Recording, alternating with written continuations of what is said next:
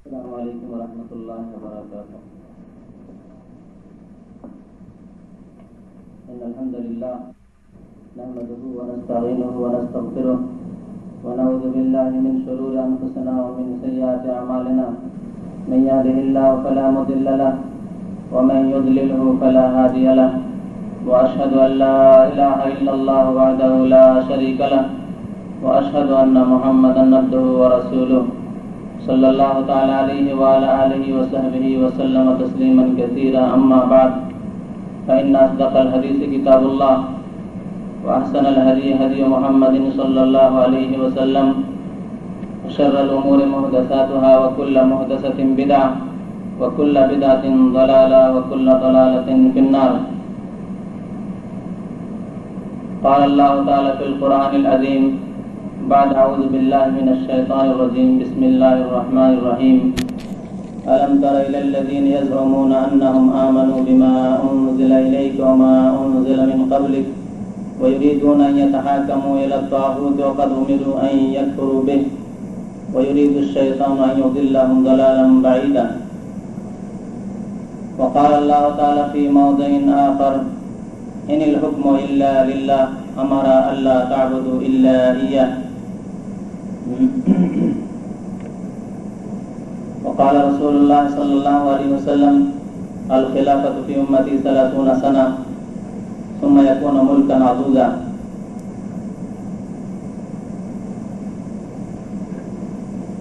সম্মানিত প্রবাসী ভাতৃমণ্ডলী,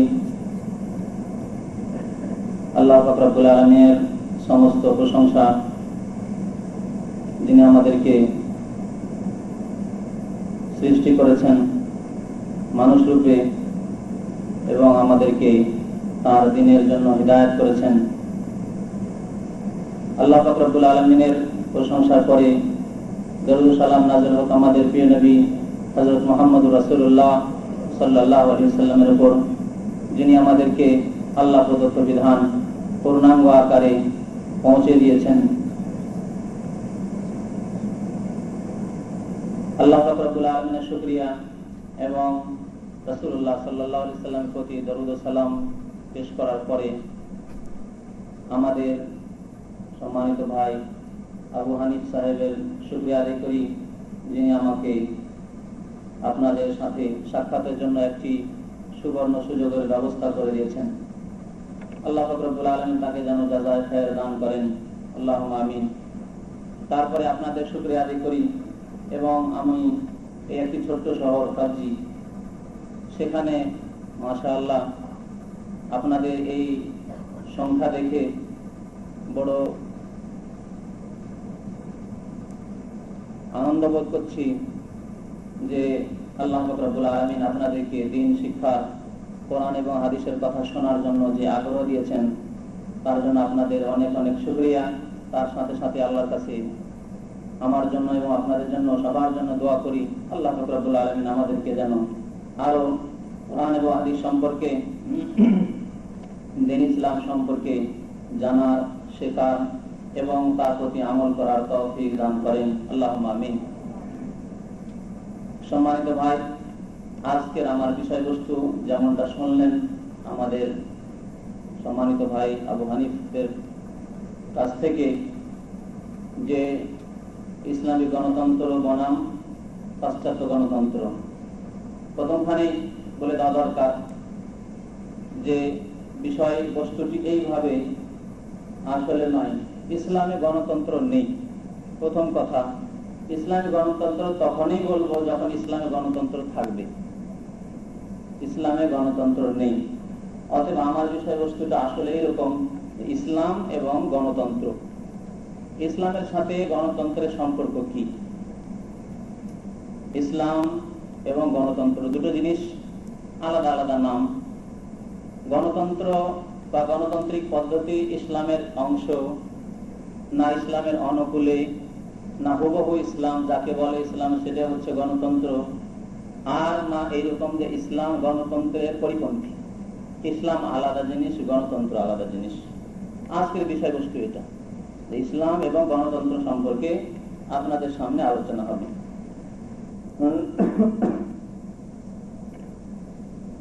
আজকের আমার বিষয়বস্তু কয়েকটি পয়েন্ট আপনাদের সামনে পেশ করব। প্রথম হচ্ছে যে ইসলাম কাকে বলে এবং গণতন্ত্র কাকে বলে। দ্বিতীয় পয়েন্ট হচ্ছে যে প্রিয় নবী মুহাম্মদ রাসূলুল্লাহ সাল্লাল্লাহু আলাইহি ওয়াসাল্লামের ইন্তেকালের পরে সাহাবায়ে কেরামদের যুগে, খোলাফায়ে রাশিদিনদের যুগে যে খলিফা নির্বাচিত হয়েছেন এবং সেই যুগে যে রাষ্ট্রনীতি ছিল ইসলামের, খেলাফা আলা মিনহাজিন নবুওয়া, অর্থাৎ 100% ইসলামী তরিকায় ইসলামিক রাষ্ট্র, সেটার তরিকা পদ্ধতি কি ছিল, সেটা কি গণতন্ত্র ছিল না আলাদা কিছু ছিল, এ সম্পর্কে। তারপরে রাজতন্ত্র শুরু হয়। তৃতীয় পয়েন্ট হচ্ছে যে সাহাবায়ে কেরামরা যে যুগটিকে স্বর্ণযুগ বলা হয় ইসলামের, আল আসরুল জাহাবি, স্বর্ণযুগ বলা হয়, এই যুগে তারা দিনকে কিভাবে প্রতিষ্ঠিত করেছিলেন, দিন কায়েম কিভাবে করেছিলেন। আমার দেশে এই ভাষাটি যারা ইসলামকে ভালোবাসেন এবং ইসলাম প্রতিষ্ঠার জন্য তারা অনেক চেষ্টাও করে থাকেন, তারা খুব বেশি ব্যবহার করে থাকেন ইকামতের দিন। তো সাহাবায়ে কেরামরা দিনকে কায়েম বা ইকামতের দিন কিভাবে করেছিলেন, তাদের তরিকাটা কি ছিল। তারপরে 4 নম্বরে আপনাদের সামনে আলোচনা করব যে গণতন্ত্র কি দুই ভাগে বিভক্ত, ইসলামী গণতন্ত্র আর অন ইসলামিক গণতন্ত্র, পাশ্চাত্য গণতন্ত্র, এরকম কোন ভাগ আছে কি না, ভাগ নেই, ভাগ করাটা ভুল। তারপরে আর একটি পয়েন্ট আলোচনা করবো 5 নম্বরে, যে এই যে গণতন্ত্র আমাদের সামনে রয়েছে, এই গণতন্ত্র দিয়ে ন্যায় প্রতিষ্ঠা করা কি সম্ভব। বর্তমান যে গণতন্ত্র সারা বিশ্বে আর গণতান্ত্রিক পদ্ধতিতে রাষ্ট্র চালানো হচ্ছে বা ইলেকশন হচ্ছে, এই ইলেকশনের মাধ্যমে ইনসাফ প্রতিষ্ঠা করা, ন্যায়কে প্রতিষ্ঠা করা, আদল ইনসাফ কায়েম করা সম্ভব কিনা।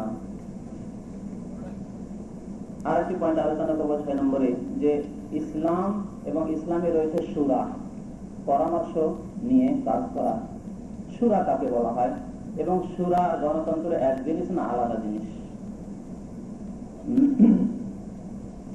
আর একটি পয়েন্ট শেষখানে ইনশাআল্লাহ তাআলা আলোচনা করবো, সেটা হচ্ছে যে এই যে গণতন্ত্র বর্তমান যুগে সারা বিশ্বে ছড়িয়ে পড়েছে এই মতবাদ, সেই মতবাদের ক্ষতিকর দিকগুলো কি কি, সেই মতবাদটি ইসলামের পরিপন্থী কেন। আমি আগে প্রথমে দাবি করেছি যে ইসলামী গণতন্ত্র বলে কোন জিনিস নেই, আর অন ইসলামিক গণতন্ত্র, সেটা তো অন ইসলামিক, আপনারাও সেটা বুঝছেন।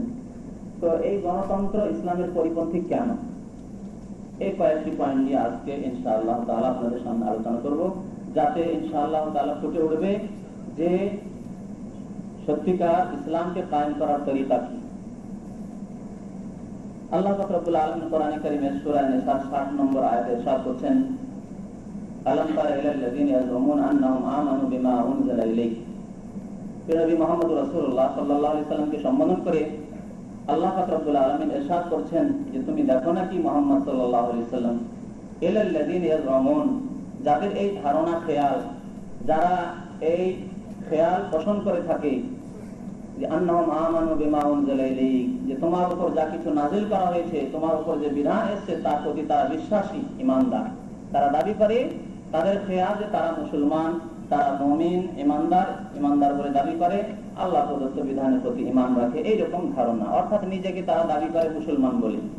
এরা কাফের মুশরিক না, তাদের ধারণায়, তাদের খেয়ালে তারা মুসলমান। আলাম তারা ইলাল্লাযিনা ইয়াজুমুন আন্নাহুম আমানু বিমা উনজিলা ইলাইহি ওয়া মা উনজিলা মিন ক্বাবলিক ওয়া ইউরিদুনা আন ইয়াতাহাকামু ইলা তাগুত। আগের যে বিধান নাযিল হয়েছিল, অর্থাৎ এক শ্রেণীর ইহুদীদের সম্পর্কে আয়াতে বলা হয়েছে, তারা আগের বিধান মানত, তারা দাবি করত যে আমরা তাওরাতে বিশ্বাসী বা ইনজিলে বিশ্বাসী, হযরত মুসা আলাইহিস সালামে বিশ্বাসী। তারপরে তারা দাবি করে যে আমরা মুমিন, মুসলমান। তো যাই হোক, তাদের সম্পর্কে আল্লাহ পাক রব্বুল আলামিন বলেছেন ওয়া ইউরিদুনা আন ইয়াতাহাকামু ইলা তাগুত, এবং তারা চায় যে ঈমানদার হওয়ার সাথে সাথে, মুমিন বলে দাবি করার সাথে সাথে তারা তাগুতের কাছ থেকে ফয়সালা নেবে, তাগুতের কাছে বিচার নেওয়ার জন্য তারা পৌঁছবে। ইউরিদুনা আন ইয়াতাহাকামু ইলা তাগুত, তাগুতের কাছে তারা ফয়সালা নিতে চায়। ওয়াকাদ উমিরু আন ইয়াকফুরু বিহি, অথচ তাদেরকে এই আদেশ দেওয়া হয়েছে যে তাগুতের কুফরি করতে হবে, তাগুতের কুফরি করতে হবে। শয়তান চায় তাদেরকে অনেক দূরের গুমরাহিতে পথভ্রষ্টতা ডুবিয়ে দিতে চায়। শয়তান তাদেরকে গোমরাহ করতে চায়। তাদের ধারণা যে তারা ইসলামের উপর কায়েম রয়েছে, কিন্তু আসলে তারা আল্লাহর বিধান থেকে ফয়সালা না নিয়ে মানুষের তৈরি করা বিধান থেকে ফয়সালা নেই, তাগুতের কাছ থেকে ফয়সালা নেই, আর তারপরে তারা কুফরিতে গোমরাহিতে নিমজ্জিত হয়। তো এখানে আল্লাহ পাক রব্বুল আলামিন বলছেন যে তাদেরকে আদেশ করা হয়েছে তাগুতের কুফরি করতে। আল্লাহ পাক রব্বুল আলামিন কোরআনে কারীমে ঈমানের পূর্বে তাগুতকে অস্বীকার করতে বলেছেন। ফামান ইয়াকফুর বিত-তাগুতি ওয়া ইউমিন বিল্লাহ ফাকাদ ইসতামসাকা বিল উরওয়াতিল উসকা। ইরশাদ করছেন যে যেই ব্যক্তি তাগুতকে অস্বীকার করলো তারপর আল্লাহর প্রতি ঈমান নিয়ে আসলো, ওয়া ইউমিন বিল্লাহ, তাহলে আগে না বলতে হবে, তারপরে হ্যাঁ বলতে হবে। একে আরবি ভাষায় আরবি প্রবাদ বলা হয়েছে যে আত-তাখলিয়া ক্বাবলা তাহলিয়া। আগে আপনার অন্তরকে পরিষ্কার করতে হবে, খালি করে দিতে হবে, জায়গা খালি করতে হবে। জায়গাকে ভর্তি করে রেখেছেন আগাছা দিয়ে, শিরক দিয়ে, কুফর দিয়ে, তারপরে তাতে ঈমান ঢোকাবেন। জায়গা পাবে কোথা থেকে? জায়গা নেই তো অন্তরে, অন্তরে অন্য কিছু ঢুকে আছে, কুফরি ঢুকে আছে, শিরক ঢুকে আছে। তো আত-তাখলিয়া প্রথম খালি করতে হবে আপনাকে। ইসলামের জন্য, ঈমানের জন্য জায়গার ব্যবস্থা করতে হবে, তারপরে অলংকৃত করতে হবে আপনার অন্তরকে ঈমান দিয়ে, ইসলাম দিয়ে। তো আগে আল্লাহ পাক রব্বুল আলামিন এই আদেশ করছেন যে ফামান ইয়াকফুর বিত-তাগুত, যারা তাগুতকে অস্বীকার করলো, তাগুতকে অন্তর থেকে বের করে ছুঁড়ে ফেললো। আল্লাহ বিধান ছাড়া তাগুতের কয়েকটি তাফসীর করা হয়েছে, তার মধ্যে একটি উল্লেখযোগ্য তাফসীর যার সম্পর্কে আজকের বিষয়বস্তুর সাথে, সেটা হচ্ছে যে আল্লাহ প্রদত্ত বিধান ছাড়া অন্য কোনো বিধান দিয়ে, অন্য কোনো আইন কানুন সংবিধান দিয়ে, মানুষের তৈরি করা মতবাদ দিয়ে ফয়সালা করা, যে রকমের মতবাদ হোক না কেন, মানুষ গড়া কোনো কাজ ইসলামের নাম দিয়ে করা। এর মধ্যে অনেক বিদআত যেগুলো ধর্মের নাম দিয়ে চলছে সেগুলোও শামিল। আল্লাহ যা নাযিল করেন, রাসূল যা বলেন, সেসব কাজ করাই হচ্ছে তাগুতি কাজ, আল্লাহ প্রদত্ত নয়। তারপর ওই উমিন বিল্লাহ, তারপরে যারা ঈমান নিয়ে আসলো তারা মজবুত রজ্জুকে মজবুত ভাবে ধারণ করলো, তাহলে আল্লাহর রশিকে পেতে পারবে। এই জন্য কালমা তাইয়্যিবায় যদি আমরা একটু ভালো করে গবেষণা করে দেখি, আল্লাহ পাক রব্বুল আলামিন আগে না শিখিয়েছেন, নেগেটিভ প্রথম রয়েছে, তারপরে পজিটিভ রয়েছে। আল্লাহ আগে হ্যাঁ শেখাননি, না শিখিয়েছেন লা ইলাহা, আসলে ইলাহ নেই, মানুষ কারো ইবাদত করতেই পারে না, মানুষ কারো বিধান মানতে পারে না, ইল্লাল্লাহ, আল্লাহ পাক রব্বুল আলামিনের ইবাদত ছাড়া কারো যেমন ইবাদত করতে পারে না, আল্লাহ পাক রব্বুল আলামিন ছাড়া কাউকে খালেক রাজিক মানতে পারে না, আল্লাহ পাক রব্বুল আলামিনের বিধান ছাড়া অন্য কারো বিধান নিতে পারে না। তো আগে না করতে হবে, তারপরে হ্যাঁ করতে হবে। তো তাহলে আমরা এই আয়াত, যে আয়াতটি প্রথমে আমি পাঠ করেছি, সে আয়াতে বুঝতে পারলাম যে যারা ধারণা করে যে আমরা মুসলমান, ধারণা করলেই মুসলমান হওয়া যায় না, বরং মুসলমান হওয়ার জন্য তাগুতকে অস্বীকার করতে হবে, আল্লাহ ছাড়া মানুষের তৈরি করা যে কোনো রকম বিধানকে অস্বীকার করতে হবে এবং আল্লাহর বিধানের প্রতি ঈমান নিয়ে আসতে হবে। এখন আসুন ইসলাম কাকে বলে এবং গণতন্ত্র কাকে বলে। প্রথম পয়েন্ট, ইসলাম কাকে বলে আপনারা জানেন। ইসলামের সংক্ষিপ্ত সংজ্ঞায় হযরত জিবরাইল আলাইহিস সালাম এসে প্রিয় নবী মুহাম্মদ রাসূলুল্লাহ সাল্লাল্লাহু আলাইহি ওয়াসাল্লামকে যখন প্রতিবার প্রশ্ন করেছিলেন, হাদিসে জিবরীল বলে যে হাদিসটি প্রসিদ্ধ বুখারী শরীফের, তাতে ইসলাম বলা হয়েছে পাঁচটি জিনিস। আল ইসলাম আন তাশহাদা আল্লা ইলাহা ইল্লাল্লাহ ওয়া আন্না মুহাম্মাদার রাসূলুল্লাহ ওয়া তুকিমুস সালাতা ওয়া তুতিজ যাকাতা ওয়া তাসুমু রমাদানা ওয়া তাহুজ্জুল বাইতা ইন ইসতাতা ইলাইহি সাবিলা। এই পাঁচটি জিনিস আপনারা সবাই জানেন। এই পাঁচটি জিনিসকে এজন্য ঈমান, ইসলামের আরকান বলা হয় বা পিলার অফ ইসলাম, ইসলামের পিলার, স্তম্ভ বলা হয়। তাছাড়া এখানে আমি একটু ইসলামকে একটু ব্যাখ্যা করে বুঝাতে চাইছি ইসলাম কাকে বলা হয়। ইসলামের সম্পর্ক শুধু মসজিদের সাথে না, ইসলামের সম্পর্ক শুধু ব্যক্তি জীবনের সাথে না, যে ইসলাম আপনি শুধু ব্যক্তি জীবনে পালন করবেন, বরং ইসলাম যখন পূর্ণাঙ্গ দিন, দিনে কামিল, পূর্ণাঙ্গ জীবন বিধান, আল্লাহ পাক রব্বুল আলামিন এই ক্ষেত্রে স্পষ্ট ঘোষণা করেছেন কোরআনে যে আল-ইয়াওমা আকমালতু লাকুম দীনাকুম, দিনকে কমপ্লিট করেছি। আর সেই দিন কমপ্লিট কোনোদিনই হতে পারে না যে দিনের সম্পর্ক শুধু ব্যক্তি জীবনের সাথে। ব্যক্তি জীবনের কিছু সমস্যার সমাধান করলো, পারিবারিক জীবনের সমস্যার সমাধান নেই, সামাজিক জীবনের সমস্যার সমাধান নেই, রাষ্ট্রনীতির সমস্যার সমাধান নেই, অর্থনীতির সমস্যার সমাধান নেই, তাহলে কোনোদিনই সেটা দিন কামেল হতে পারে না। এই ব্যক্তি জীবনের সাথে ধর্মের সম্পর্ক, এটা ইহুদিজমের ক্ষেত্রে হতে পারে, খ্রিস্টান ধর্মের ক্ষেত্রে হতে পারে, হিন্দু ধর্ম, বৌদ্ধ ধর্ম, শিখ ধর্মের ক্ষেত্রে হতে পারে, যেহেতু এগুলো ধর্ম ইনকমপ্লিট ধর্ম, অসম্পূর্ণ। অনেকগুলো তো মন গড়া, একেবারেই মন গড়া জালিয়াতি। আর কিছু ধর্ম আল্লাহ পাক রব্বুল আলামিন সীমিত পিরিয়ড যেন নাযিল করেছিলেন, যেমন হযরত ঈসা আলাইহিস সালামকে পাঠিয়েছেন, হযরত মুসা আলাইহিস সালামকে পাঠিয়েছেন। তাদের দিনগুলো সেই যুগের জন্য প্রযোজ্য ছিল, একটা সীমিত পিরিয়ড জন্য, তারপরে সেই দিন চলবে না বলে আল্লাহ পাক রব্বুল আলামিন সেই দিনগুলোকে মানসুখ করে দিয়েছেন। নবী মুহাম্মদ রাসূলুল্লাহ সাল্লাল্লাহু আলাইহি ওয়াসাল্লাম ইরশাদ করছেন যে ওয়াল্লাহি লাউ কানা মুসা হাইয়ান মা ওয়াসিআহু ইল্লা তিবাই।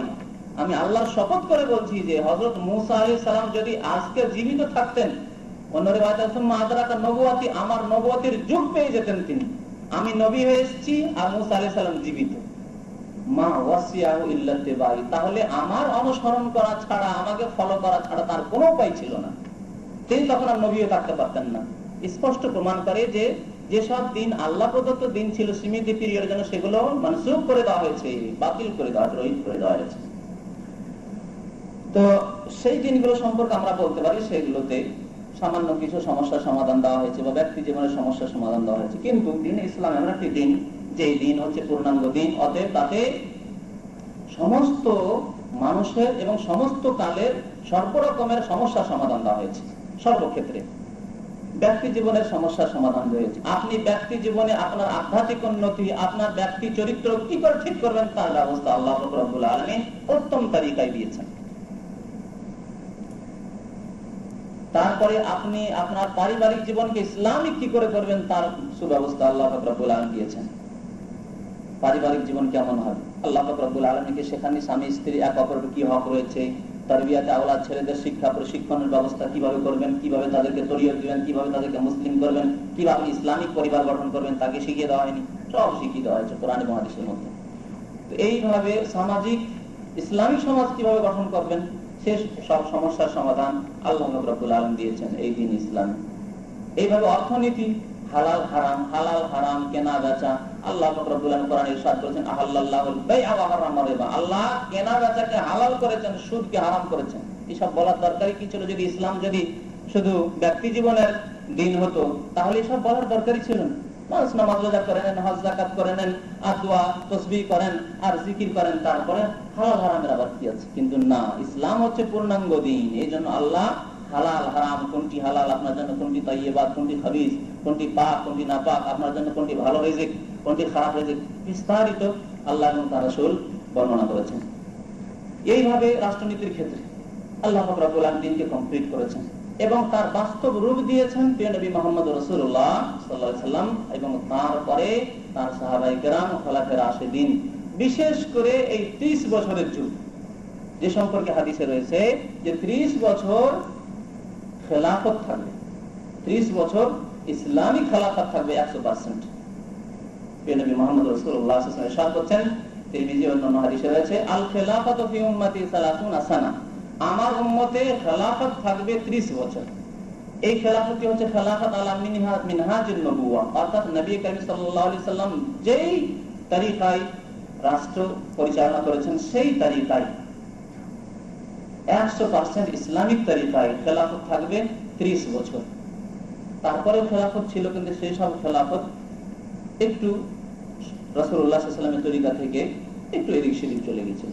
কিন্তু সেই যুগে দিনের অনেক খেদমত হয়েছে, অনেক খেদমত হয়েছে, সেটা অস্বীকার করার নাই যদি ইসলামের ইতিহাস পড়েন তাহলে।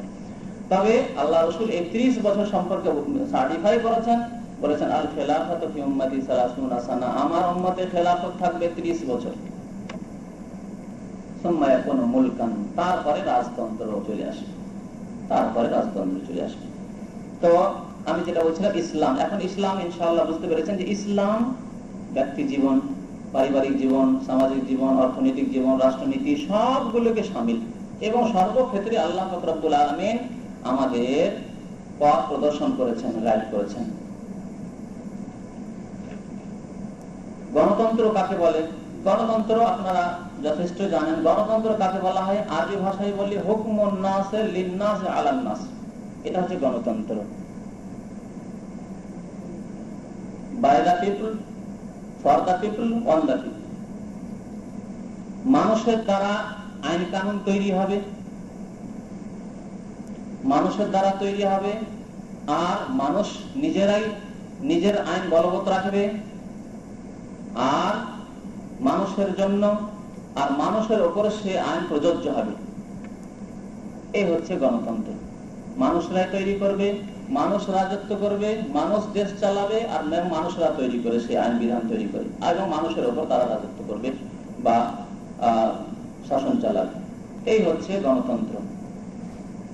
এখানে গণতন্ত্রের সাথে ইসলামের প্রথম তফাৎটি যেটি বলে দিই, গুরুত্বপূর্ণ তফাৎ, সেটা হচ্ছে যে ইসলামের সমস্ত বিধান আল্লাহ পাক রব্বুল আলামিনের পক্ষ থেকে, ছোট থেকে শুরু করে বড় কোন বিধান, আকীদা থেকে শুরু করে একটি ছোটখাটো মসলা, পেশাব পায়খানার আদব কায়দার মসলা, খাবার দাবারের মসলা, ডান হাতে বাম হাতে খাওয়ার মসলা, বসে খেতে হবে না দাঁড়িয়ে খেতে হবে, এই মসলা থেকে শুরু করে নিয়ে আপনি চলে যান আকীদা পর্যন্ত সমস্ত আল্লাহ প্রদত্ত।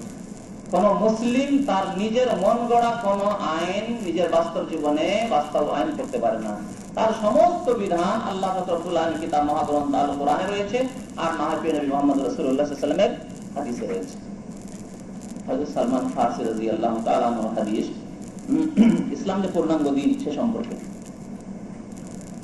একজন ইহুদি এসে মজাক করছে, রহস্য করছে হযরত সালমানকে, বলছে লাকাদ আল্লামাকুম নাবিয়ুকুম কুল্লা শাইইন হাত্তা আল খিরা, তোমাদের নবী পাগল লোক, নাউযুবিল্লাহ, লাকাদ আল্লামাকুম নাবিয়ুকুম কুল্লা শাই, সব কিছু তোমাদেরকে শেখায়, এমনকি হাত্তা আল খিরা, পেশাব পায়খানা কেমন ভাবে করতে হবে, কেমন ভাবে প্রবেশ করতে হবে, কোন দোয়া পড়তে হবে প্রবেশের সময়, আবার বেরিয়ে কোন দোয়া পড়তে হবে, কিভাবে বসবেন আপনি, কিবলাকে আগে করবেন না পেছনে করবেন না, কি করবেন না কি করবেন না, জায়েজ না না জায়েজ, এইসব মশলা শেখায়। সবকিছু তোমাদের নবী শিখা কিছু ছাড়ে না, হাত্তাল খেরা, এমনকি পেশাব পায়খানার আদব কায়দা, খেরাব। এ বলার উদ্দেশ্য এই ছিল যে তোমাদের দিন বড় কামেল পূর্ণাঙ্গ দিন, এটা উদ্দেশ্য ছিল না, বরং তার উদ্দেশ্য ছিল অসহায় যে তোমাদের নবী হবে তো বিরাট বিরাট কথা বলবে, বৈজ্ঞানিকদের মতো কথা বলবে, দামি দামি কথা বলবে, ছোটখাটো কথা বলা দরকারটা কি, আলফাল কথাই সত্য। এই উদ্দেশ্য ছিল এই ইহুদির। হযরত সালমান রাদিয়াল্লাহু তাআলা আনহু শুনে বড় খুশি হলেন, বলেন আজাল, অবশ্যই আমাদের নবী সাল্লাল্লাহু আলাইহি ওয়াসাল্লাম সবকিছু শিখিয়েছেন, সবকিছু, আমাদের এমন কোন জিনিস ছেড়ে যাননি যা আল্লাহর রাসূলের পক্ষ থেকে আমরা শিক্ষা পাইনি, সবকিছু শিখেছেন। এটা কিসের প্রমাণ? যে আমাদের দিন হচ্ছে দিন হক এবং সমস্ত রকমের সমস্যার সমাধান দিতে পারে। ব্যক্তি জীবনের সমস্যার সমাধান দেওয়া, রাষ্ট্রনীতির সমাধান দেয়নি, সেই জন্য পশ্চিম দেশ থেকে, ও ইউরোপ আমেরিকা থেকে তাদের মতবাদ নিয়ে আসতে হবে ভারত, বাংলাদেশ, পাকিস্তানে, মুসলিম দেশগুলোতে, তারপরে আমাদের সমস্যার সমাধান করতে হবে, এই জন্য ছেড়ে দিয়ে যায়নি। যেই নবী পেশাব পায়খানার মশলা শিখিয়ে যেতে পারে, সেই নবী সাল্লাল্লাহু আলাইহি ওয়াসাল্লাম কি রাষ্ট্রনীতি শিখিয়ে যাননি? অবশ্যই শিখিয়ে গেছেন, কিন্তু খুঁজে নিতে হবে কোরআন এবং হাদিস। তো গণতন্ত্রের সাথে প্রথম যে তফাৎ সেটা হচ্ছে ইসলাম হচ্ছে আল্লাহর বিধান, ইনিল হুকমু ইল্লা লিল্লাহ। আল্লাহ রাব্বুল আলামিন ইরশাদ করেছেন যে ফয়সালা, হুকম হবে কার? শাসন হবে আল্লাহ রাব্বুল আলামিনের। আমারা আল্লাহ তা'বুদু ইল্লাহ, তিনি আদেশ করেছেন যে তার ছাড়া কারো ইবাদত হবে না, তার বিধান ছাড়া কারো বিধান মানবেন না, মন গড়া কোনো বিধান মানবেন না। এই হচ্ছে ইসলামের ফর্মুলা। গণতন্ত্রের ফর্মুলা হচ্ছে সে আইন তৈরি করবে কারা? যাদেরকে জনসাধারণ বাছাই করে নির্বাচনের মাধ্যমে, ইলেকশনের মাধ্যমে সংসদে পাঠিয়ে দিল, পার্লামেন্টে পাঠালো, পার্লামেন্টে গিয়ে তাদের এই অধিকার দেওয়া যে তারা আইন রচনা করবে, তারা আইন রচনা করবে, আইন তৈরি করবে, আইন তৈরি করে তারা পাশ করবে যে আইন, সে আইন দেশে বলবৎ হবে। তাহলে এখানে আল্লাহর আইনের কোনো প্রশ্নই আসে না। আমার কিছু ভাইরা আছেন ইসলামী গণতন্ত্রের বিশ্বাসী, তারা বলতে পারেন যে আমরা তো সেরকম না, তো আপনাদের কথা একটু পরেই বলবো ইনশাআল্লাহ। তো ইসলাম এবং গণতন্ত্র সম্পর্কে এই কিছু কথা বলার পরে আমি দ্বিতীয় পয়েন্টে আসি, যে খোলাফায়ে রাশিদিনদের যুগে রাসূলুল্লাহ সাল্লাল্লাহু আলাইহি ওয়াসাল্লামের যুগটা ছেড়েই দেন, সেই যুগে তো স্বয়ং রাসূলুল্লাহ সাল্লাল্লাহু আলাইহি ওয়াসাল্লাম ছিলেন, সেই যুগে বিরোধী দল থাকার কোনো প্রশ্নই ওঠে না। তারপরে সাহাবায়ে কেরামদের যুগে খলিফা যে নির্বাচন হয়েছেন, কিভাবে নির্বাচিত হয়েছেন খলিফা? গণতন্ত্রের মাধ্যমে, ভোটের মাধ্যমে, এক এক করে সবার ভোট নিয়ে, যেটাকে গণতন্ত্র বলা হয়, এবং সেই ভোটে সবার সমান অধিকার। একজন আলেম, একজন মুহাদ্দিস, একজন মসজিদের ইমাম, একজন আল্লামা, এবং একজন চামার, একজন ডোম, একজন মুনাফিক, একজন জাহেল, মূর্খ, ওয়াকাট, কিছুই জানে না যে কিভাবে কিরকম লোককে নির্বাচিত করা উচিত, সবার ভোট কি সমান? আর এইভাবে নির্বাচিত হয়েছেন খলিফা রাশিদুল্লাহ, না এই খলিফাগণ যে নির্বাচিত হতেন কিভাবে? খুব সংক্ষেপে আসা যাক, বিস্তারিত আলোচনা করার সময়ও নেই। হযরত আবু বকর সিদ্দিক রাদিয়াল্লাহু তাআলা যখন খলিফা হলেন রাসূলুল্লাহ সাল্লাল্লাহু আলাইহি ওয়াসাল্লাম ইন্তেকালের পরে, তখন এই খলিফা নিয়ে একটা সমস্যা উঠেছিল যে খলিফা কে হবে। আনসাররা মনে করতে যে আমরা অনেক কিছু কুরবানি করেছি, অতএব আমাদের একটা খলিফা হওয়া দরকার। তখন তারা সাকিফায়ে বানি সাইদা বলে একটি জায়গা, এখনো মদিনায় সেই জায়গাটি পরিচিত, একটা পার্কের মতো করে দিয়েছে। এর আগের যুগে মানুষ খুব ভালো করে জানতো যে এই সাকিফা বানি সাইদা ছিল, কিন্তু সেগুলো ভেঙে দিয়ে এখন একটা পার্কের মতো আছে সাকিফা বানি সাইদা। সেই সাকিফায়ে বানি সাইদায় তারা বৈঠক করছিলেন এবং বৈঠকে আনসাররা ফয়সালা করে নিলেন যে একজন ইমাম খলিফা হবেন কুরাইশ থেকে, অর্থাৎ মুহাজির যারা হিজরত করে মক্কা থেকে এসেছেন তাদের থেকে, আর একজন হবে আনসার থেকে। দুটো খলিফা হবে। আমরাও কুরবানি করেছি, তারাও কুরবানি করেছে ইসলামের জন্য, অতএব আমাদের একজন খলিফা, তাদের একজন খলিফা। প্রথম তারা এই পরামর্শে মিটিং করছিলেন। হযরত আবু বকর সিদ্দিক রাদিয়াল্লাহু তাআলা সেখানে পৌঁছে গেলেন যে আনসারদের মিটিং হচ্ছে, সাদ বিন উবাদা অন্যান্য সাহাবায়ে কেরাম আনসারদের মিটিং করছেন। সেখানে পৌঁছে গেলেন। পৌঁছে গিয়ে তাদের মিটিং এর কথা শুনে বললেন যে দেখো, প্রিয় নবী মুহাম্মদ রাসূলুল্লাহ সাল্লাল্লাহু আলাইহি সাল্লাম বলেছেন আল আইম্মাতু মিন কুরাইশ, আল আইম্মাতু মিন কুরাইশ, ইমাম হবেন, রাষ্ট্রনেতা হবেন, খলিফা হবেন কুরাইশ গোত্র থেকে, কুরাইশ বংশ থেকে, যতদিন পর্যন্ত তারা আল্লাহর কিতাবকে কায়েম করবে। কুরাইশ যদি আল্লাহর কিতাবকে কায়েম করে, আল্লাহর বিধানকে কায়েম করে, তাহলে তাদের এটি হক, তাদেরকে আল্লাহ পাক রব্বুল আলামিন ইজ্জত সম্মান দিয়েছে। এই আল্লাহ রাসূলের কথা। আর এতে আমাদের যুক্তি পেশ করলে হবে না যে কেন কুরাইশরা হবে, শুধু কুরাইশ থাকতে অন্য কেউ হবে না, যদি কুরাইশ যোগ্য থাকে তাহলে শুধু কুরাইশ কেন হবে না।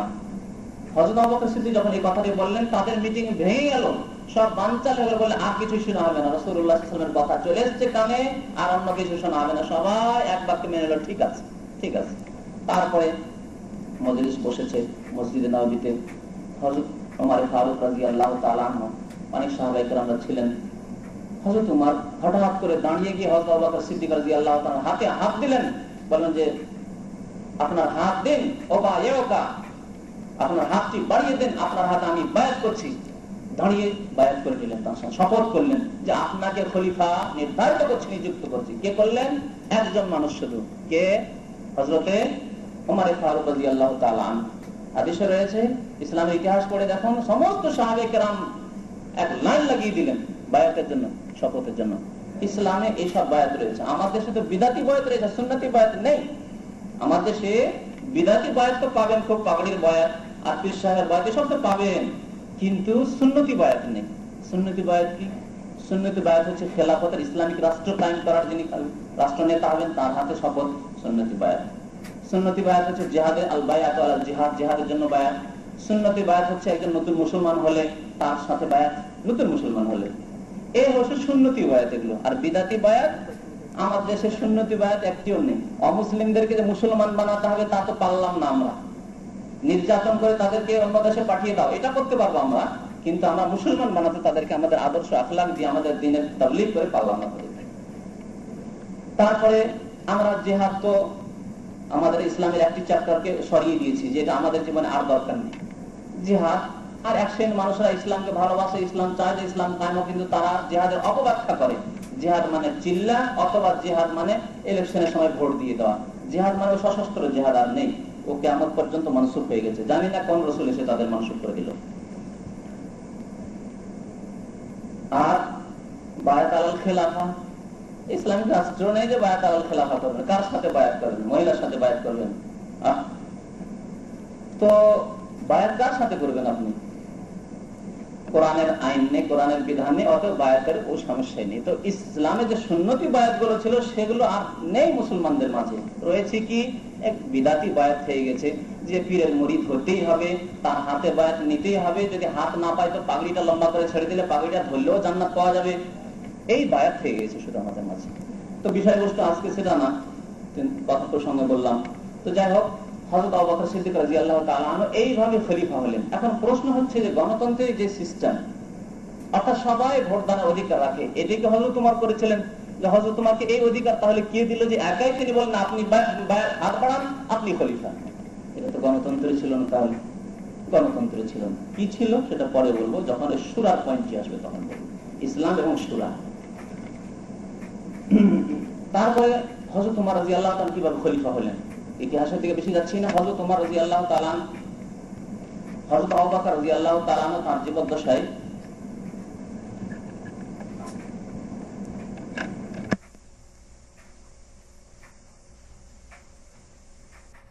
রাদিয়াল্লাহু তাআলা খেলাফত এইভাবে কায়েম হয়েছিল।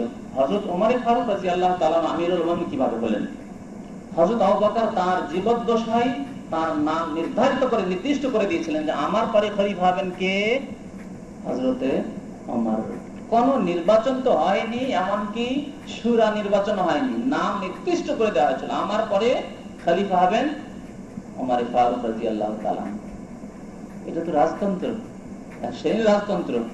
কিন্তু এইরকম না যে তার ছেলেকে, অথচ হযরত আবু বকরের ছেলে ছিল, যদি তিনি বড় বড় সাহাবায়ে কেরামদেরকে ছেড়ে দিয়ে, ওমরকে, ওসমান, আলী এদেরকে ছেড়ে দিয়ে তার ছেলেকে দিয়ে দিতেন, তার ছেলের ছেলেকে দিয়ে দিতেন এই নেতৃত্ব, তাহলে বলা যেত যে না এটা কেন হলো। কিন্তু এই কাজ তিনি করেননি। তাহলে নাম নির্দিষ্ট করে দেওয়াটাও ইসলামিক তরিকা। যদি যোগ্য ব্যক্তির কোন হাকিম, কোন খলিফা, কোন ইসলামের রাষ্ট্রনেতা, কোন মুসলিম দেশের রাষ্ট্রনেতা নাম নির্দিষ্ট করে দেয় যোগ্য ব্যক্তির, তাহলে সেটাও ইসলামিক তরিকা। আপনি কি এই দুঃসাহস করবেন এই কথা বলা যে হযরত আবু বকর রাদিয়াল্লাহু তাআলা ইসলামিক তরিকা অবলম্বন করেননি, কেন হযরত ওমরের নাম নির্দিষ্ট করে দিলেন? এরকম কারো সাহস আছে? যে না। তাহলে বোঝা যাচ্ছে যে নাম নির্দিষ্ট করাটা আপত্তি করে না, কিন্তু যোগ্য ব্যক্তির নাম নির্দিষ্ট করতে হবে, যিনি মুসলমানদের জন্য কল্যাণের চিন্তা ভাবনা করেন, বিরাট এক দায়িত্ব মনে করেন যে এই দায়িত্ব আমার মাথায় চাপানো হয়েছে, কালকে আমাদের জবাবদিহি করতে হবে যদি ইনসাফ কায়েম না করি আমার দেশে। হযরত ওসমান রাদিয়াল্লাহু তাআলা নির্বাচিত হলেন শুরার মাধ্যমে। 6 জনের নাম নির্দিষ্ট করে দিয়েছেন হযরত ওমর ফারুক আমিরুল মুমিনিন এর সময়। এই 6 জনের মধ্য থেকে একজন খলিফা হবে এবং এই 6 জন মিলেই এটা বিচার করবে, বিবেচনা করবে যে কে এদের মধ্যে হতে পারে খলিফা। 6 জনকে তার করা যাবে না, কিন্তু 6 জন যোগ্য ব্যক্তি নাম নির্দিষ্ট করেছিলেন যে তোমরা পরামর্শ করে কোন একজনকে খলিফা করবে। এটা হচ্ছে শুরা, মাশওয়ারা, সালাহ, পরামর্শ করে হযরত ওসমান রাদিয়াল্লাহু তাআলা খলিফা হলেন। তো এই ছিল খেলাফতের যুগে, যেই যুগে খেলাফত কায়েম ছিল 100% নবী করিম সাল্লাল্লাহু আলাইহি সাল্লামের সুন্নাত এবং আদর্শ মোতাবেক, সেই যুগে এইভাবে খলিফা নির্বাচন হয়েছেন এবং আল্লাহর জমিনে ইনসাফ প্রতিষ্ঠা হয়েছে। তারপরে রাজতন্ত্র শুরু হয়েছে পরবর্তীকালে হযরত আলী রাদিয়াল্লাহু তাআলা এবং হযরত হাসানের পরে, যখন উমাইয়া গোত্রে চলে গেল সেই যুগে। সেটা আমাদের আলোচ্য বিষয় না। তো এই সাহাবায়ে কেরামরা, তৃতীয় পয়েন্ট যেটি বলছিলাম, যে কিভাবে দিন কায়েম করলেন তারা। দিন কায়েম করার জন্য, অর্থাৎ দিন কায়েমের অর্থ আমাদের দেশে যেটা বোঝা, আমাদের ভাষায় দিন কায়েম মানে আজকাল নামাজ কায়েম করা নয়। এই একটি কথা বড় আপত্তিকর কথা। দিন কায়েম করা মানে নামাজ কায়েম করা নয়। নামাজ কায়েম করাকে তার মধ্যে শামিল করাই হয় না। দিন কায়েমের মানে মনে করা হয় যে রাষ্ট্র দখল করা, গদি দখল করা এবং গদিতে পৌঁছে রাজত্ব করা। ভোগ বিলাস করছে ফাসেক ফাজেররা, কাফের বদ্দিনেরা, বেঈমানরা। ঈমানদাররা আমরা গদিতে পৌঁছে আমরা কিছু ভোগ বিলাস করি, এর নাম আজকের ভাষায় বলা হয় আমাদের দেশে ইকামতে দিন, দিন কায়েম করা। অথচ দিন কায়েম করা মানে ব্যক্তি জীবনে দিন কায়েম করতে হবে, পারিবারিক জীবনে দিন কায়েম করতে হবে, সামাজিক জীবনে করতে হবে, অর্থনীতিতে দিন কায়েম করতে হবে, রাষ্ট্রনীতিতে করতে হবে। শুধু গদি দখল করার নাম দিন কায়েম করা না। তো সাহাবায়ে কেরামরা এইভাবে দিন কায়েম করেছেন যে তারা নির্বাচনের ক্ষেত্রে, রাষ্ট্রনীতির ক্ষেত্রে এই পথ অবলম্বন করেছেন যেটা আলোচনা হলো। এবং তারপরে তারা জিহাদের মাধ্যমে, জিহাদ হিসাবে সশস্ত্র লড়াইয়ের মাধ্যমে আল্লাহর দ্বীনকে মদিনা থেকে দূরে দূরে পৌঁছেছেন, পারস্য দেশে পৌঁছেছেন, রোম সাম্রাজ্যে পৌঁছেছেন, ভারতে পৌঁছেছেন। এইভাবে ইসলাম পৌঁছেছে, এমনকি স্পেনে পৌঁছেছেন। সাহাবায়ে কেরামদের এবং তাবেঈনদের মেহনত পরিশ্রমে এই ইসলাম পূর্ব দিকে কাশগড়, চীন পর্যন্ত এবং পশ্চিম দিকে আন্দোলস পর্যন্ত, স্পেন পর্যন্ত, ইউরোপ। আল্লাহ রাব্বুল আলামিন সাহাবায়ে কেরাম এবং তাবেঈনদের মেহনত, পরিশ্রম এবং ইখলাসের বদৌলতে দ্বীন ইসলামকে সারা বিশ্বে পৌঁছিয়েছেন। তারপরে যে পয়েন্টটি আলোচনা করব সেটা হচ্ছে যে গণতন্ত্রকে ভাগ করা যায়, ইসলামী গণতন্ত্র এবং অনইসলামিক পশ্চিমা গণতন্ত্র, এইভাবে কি ভাগ করা যায়? এইভাবে ভাগ করাটা একেবারে ভুল, একেবারে ভুল। গণতন্ত্র ইসলামিক এটা নেই ইসলামে। আসলে গণতন্ত্র মানে গণতন্ত্র তৈরি করলো কে? এখানে একটি কথা শুনে রাখেন, খেলাফত ইসলামে ছিল, তারপর রাজতন্ত্র ইসলামের প্রথম যুগে ছিল এবং তাদের দিয়ে অনেক খেদমত হয়েছে। হযরত আমির মুআবিয়া রাদিয়াল্লাহু তাআলার যুগে অনেক খেদমত হয়েছে ইসলামের। এমনকি রাজতন্ত্রের যুগেই এমন বাদশা হয়েছেন যিনি আমাদেরকে স্মরণ করিয়ে দিয়েছেন খোলাফায়ে রাশিদিনদের যুগকে।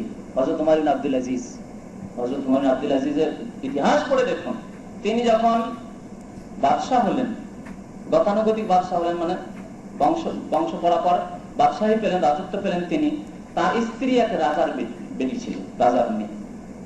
সমস্ত অলংকার সম্পর্কে বলে, যা তোমার কাছে অলংকার আছে আমার কাছে, আমি আজকে থেকে বাদশাহ হচ্ছে রাষ্ট্রনেতা, সবকিছু বাইতুল মালে জমা করে দাও। যেহেতু তোমার আব্বা বাদশাহ ছিল, কোথায় পেলে সম্পত্তি, কোথায় পেলে সব বাহিনী, সব নিয়ে যাও, গিয়ে এক্ষুনি বাইতুল মালে জমা করে এসো, আর তোমার সাথে আমার কোনো সম্পর্ক থাকবে না।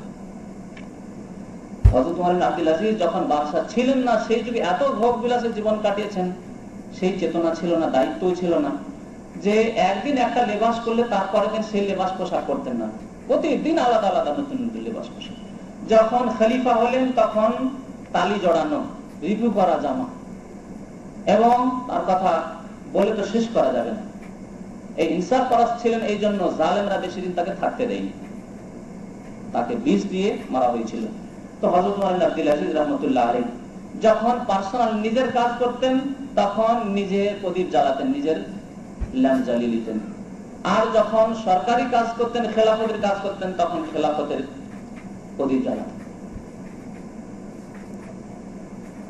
ভাতা নিতেন, যে ভাতা মাসিক ভাতা নিতেন খলিফা হিসেবে, মাসের শেষে বেঁচে গেলে বাইতুল মালে ফেরত করে দিতেন। ওমর ইবনে আব্দুল আজিজ তার বংশে এক এক করে সব স্ত্রী থেকে শুরু করলেন, তারপরে যত বংশের লোকেরা ছিল সবকে বাই ফোর্স জবরদস্ত তাদের কাছ থেকে যত ধন সম্পত্তি তারা লুটেছিল, জুলুম করে আত্মসাৎ করেছিল, সবকে বাইতুল মাল এবং সাদাকাত সবকিছু তারা দখল করেছিল, সবকে ফেরত করেছেন বাইতুল মালে। তো হযরত ওমর ইবনে আব্দুল আজিজ তিনি তো সে রাজতন্ত্রের মাধ্যমেই রাষ্ট্রনেতা হয়েছিলেন, কিন্তু খলিফায়ে রাশিদের যুগকে স্মরণ করিয়ে দিয়েছিলেন। তো সেই যুগে অনেক খেদমত হয়েছে। তার ইসলামের ইতিহাসে রাজতন্ত্র আছে, খেলাফত হওয়া উচিত, তারপরে রাজতন্ত্র আছে, কিন্তু গণতন্ত্র ইসলামের ইতিহাস 1400 বছরের ইতিহাসে মোটেই নেই। আজ পর্যন্ত গণতন্ত্রের মাধ্যমে, গণতান্ত্রিক পদ্ধতির মাধ্যমে কোনো একজন কেউ খলিফা হয়েছেন এই ইতিহাস আমাকে দেন। একটি খলিফার কথা চাই, একটি খলিফার কথা চাই যে গণতান্ত্রিক পদ্ধতির মাধ্যমে তিনি রাষ্ট্রনেতা হয়েছেন, কেউ নেই, 1400 বছরের ইতিহাসের নেই। তাহলে গণতন্ত্র কোথা থেকে আসলো? গণতন্ত্র আসলো আমেরিকার এক ইহুদি প্রেসিডেন্ট, কাফের মুশরিক বেদিন আব্রাহাম লিঙ্কন, সেই তৈরি করলো এই পদ্ধতি। যখন দেখলো যে মুসলমানরা তাদের হারিয়েছে অস্তিত্ব, তাদের খেলাফত হারিয়ে দিয়েছে, তাদের খেলাফতের যুগ প্রথম দিকে খেলাফতের আশা আছে তাও গিয়েছে, তারপরে বানু উমাইয়া গোত্রের খেলাফত ছিল, যদিও রাজতন্ত্র ছিল কিন্তু তাতে অনেক কল্যাণ ছিল, সেও গিয়েছে, তারপর আব্বাসী খেলাফত ছিল, তাও গিয়েছে, তারপরে উসমানী খেলাফত ছিল, সেটাকে শেষ করলো মোস্তফা কামাল আতাতুর্কের মতো কাফের মোরতাদকে দিয়ে। এই পশ্চিমারা ইহুদি নাসারারা ষড়যন্ত্র করে ইসলামী খেলাফত, যখন নামে শুধু ইসলামী খেলাফত ছিল, ইসলামের কিছুই ছিল না, শুধু ইসলামী খেলাফত নাম ছিল, যে খেলাফত উসমানিয়া, এই নামটিকে ভয় করতে ইসলামের শত্রুরা ইহুদি নাসারারা, সেটাকে শেষ করা হয়েছে। তারপরে স্বাভাবিক, যদি কোনো মানুষের ধন সম্পদ এক যুগে ছিল, অনেক কিছু ছিল, কিন্তু সর্বহারা হয়েছে, তাহলে সবসময় সে চিন্তা করবে সেটা কি করে হাসিল করা যায়। আপনি বিরাট অট্টালিকার মালিক ছিলেন, বিরাট ধন সম্পদের মালিক ছিলেন, জমিদার ছিলেন, তারপরে হারিয়ে ফেলেছেন বা কেউ বেঈমানি করে নিয়েছে, তাহলে সবসময় আপনার যদি জেনারেশনের কেউ বেঁচে থাকে আর এই ইতিহাস জানে যে এই জালেমরা আমাদের কাছ থেকে সেটা কেড়ে নিয়েছে, এই ধন সম্পদ আমাদের ছিল, জমি জায়গা আমাদের ছিল, জমিদারি আমাদের ছিল, বাড়ি ঘর আমাদের ছিল, সবকিছু জানছেন কিন্তু সব হারিয়ে ফেলেছেন, জালেমরা কেড়ে নিয়েছে আপনার কাছ থেকে। তো সর্বদা চেষ্টা করবেন যে যাতে করে হাসিল করা যায়, সেটা কিভাবে হাসিল করা যায়। এই যে শত্রু জালেমরা আমাদের কাছ থেকে এই যে ধন সম্পদ কেড়ে নিচ্ছে, কিভাবে তাদেরকে এখান থেকে সরানো যায় এবং কেড়ে নেওয়া যায় তাদের কাছ থেকে, পুনরায় আবার কি করে আমাদের হাতে আসতে পারে, এই চিন্তা সবার থাকবে। তো এই ইহুদি নাসারা খ্রিস্টান এরা ভাবলো যে মুসলমানরা খেলাফত হারিয়েছে, এরা ঘুমাবে না, এরা সবসময় পেরেশান থাকবে যে আবার সেই খেলাফত পুনরায় কি করে ফিরিয়ে নিয়ে আসতে পারি। আর তারা জানে যে জিহাদ ফিসাবিল্লাহর মাধ্যমে ফিরে এসছে জিহাদ, আপনার খেলাফত, তো জিহাদ ফিসাবিল্লাহ আবার যদি শুরু করে দেয় তাহলে আমাদের ইহুদি নাসারাদের উপায় নেই, তাদের সামনে আমরা টিকতে পারবো না। অতএব মুসলমানদেরকে এমন একটি মতবাদ দিয়ে দেওয়া হোক, তোহফায় গিফটে দিয়ে দেওয়া হোক যে আমরাও সেইভাবে দেশ চালাচ্ছি, তোমরাও সেইভাবে চেষ্টা করো তোমাদের ইসলাম কায়েম করার। তোমাদের খেলাফত উসমানী চলে গেছে, আব্বাসিয়া চলে গেছে, বনু উমাইয়ার খেলাফত চলে গেছে, সেগুলো আবার ফিরিয়ে নেওয়ার চেষ্টা করো। এই জন্য তোমরা গণতন্ত্র নাও, এবং তোমরা ইসলাম কায়েম করতে চাইছো বলে তার নাম তোমরা ইসলামী গণতন্ত্র দিয়ে দাও, ভালো কথা, কোনো আপত্তি নেই। এই জন্য পশ্চিমা দেশগুলোর মাথা ব্যথায় না যে ইসলামী গণতন্ত্র কেন করছেন, তাতে মাথা ব্যথায় না। কিন্তু জিহাদের শুধু নাম নিয়ে দেখেন কিভাবে মাথা ব্যথায় তাদের, পরেশান হয়ে যেতে। তো আপনারা ইসলাম কায়েম করবেন, আপনাদের খেলাফত হারিয়েছেন, খেলাফত কায়েম করার জন্য তো গণতন্ত্রের মাধ্যমে আসেন। যে গণতন্ত্র তৈরি করলো কে? কোন মুসলমান না, আলেম তো দূরের কথা, কোন জালেম মুসলমান, ফাসেক মুসলমানও না। আরে অনেক বিদাত তৈরি হয়েছে, আমি তো এই কথা মাঝে মাঝেই বলি যে অনেকগুলো বিদাত মুসলমানরা করে থাকে, সেগুলো মুসলমানরা তৈরি করেছে, মুসলমানদের একসাথে মোল্লা, বিদাতি মোল্লারা, মৌলবীরা তৈরি করেছে। যেমন আমার দেশে ওই যে মিলাদ করা, মিলাদ পড়া, তারপরে আপনার তাজিয়া করা, মহরম খেলা, লাঠি খেলা, তারপরে আপনার এইভাবে জন্মদিবস পালন করা, নানা রকম যেসব কাজ, এগুলো মুসলমানরা তৈরি করছে আমাদের দেশে, অনেকগুলো বিদাত। কিন্তু এই গণতন্ত্রের বিদাত এমন একটি বিদাত যার প্রবর্তক কোন মুসলমান না, কাফের, ইহুদি। একেতে বিদাত, আবার এই বিদাতের আবিষ্কারক হচ্ছে একজন কাফের। তারা আমাদেরকে এই তোহফা দিয়ে দিল। আমরা ভাবলাম যে ওরা যখন রাষ্ট্র চালাতে পারছে গণতন্ত্রের মাধ্যমে, তো আমরা কেন ইসলাম কায়েম করতে পারবো না, একামতের দিন করতে পারবো না গণতন্ত্রের মাধ্যমে? তখন আমরা গণতন্ত্রকে দুই ভাগে ভাগ করলাম, ইসলামী গণতন্ত্র, আমরা যারা ইসলাম প্রতিষ্ঠা করতে চাই পাকিস্তানে, বাংলাদেশে বা মুক্তমুখ দেশে, সেটা হচ্ছে ইসলামী গণতন্ত্র, ভোটের মাধ্যমে, ইলেকশনের মাধ্যমে আমরা ইসলাম কায়েম করতে চাই। আর ওরা পশ্চিমা গণতন্ত্র দিয়ে দেশ চালাতে চায়। আমার দেশে যেসব ইসলামিক দল রয়েছে সেসব ইসলামিক দল ভাবে যে আমরা ইসলামী গণতন্ত্র করছি, অতএব এটা ইসলামের খেদমত করছি, তারা বিদাত মনে করে না, অথচ জঘন্য বিদাত। এবং এই জঘন্য বিদাত কোন মুসলমান ফাসিকে তৈরি করেনি, মুসলমান আলেমে তৈরি করেনি, কাফের ইহুদি জালেমে তৈরি করেছে। তো ইসলামে তাহলে গণতন্ত্র, ইসলামী গণতন্ত্র আর পশ্চিমা গণতন্ত্র বলে কোনো জিনিস নেই। গণতন্ত্র পুরোপুরি কুফরি, পুরোপুরি কুফরি। এখন সেই কুফরিকে আপনি যতই পানি দিয়ে ধোয়ার ব্যবস্থা করেন, সে কুফরি থাকবে। কোন কুফরি কাজ ইসলামী কাজ হতে পারে না।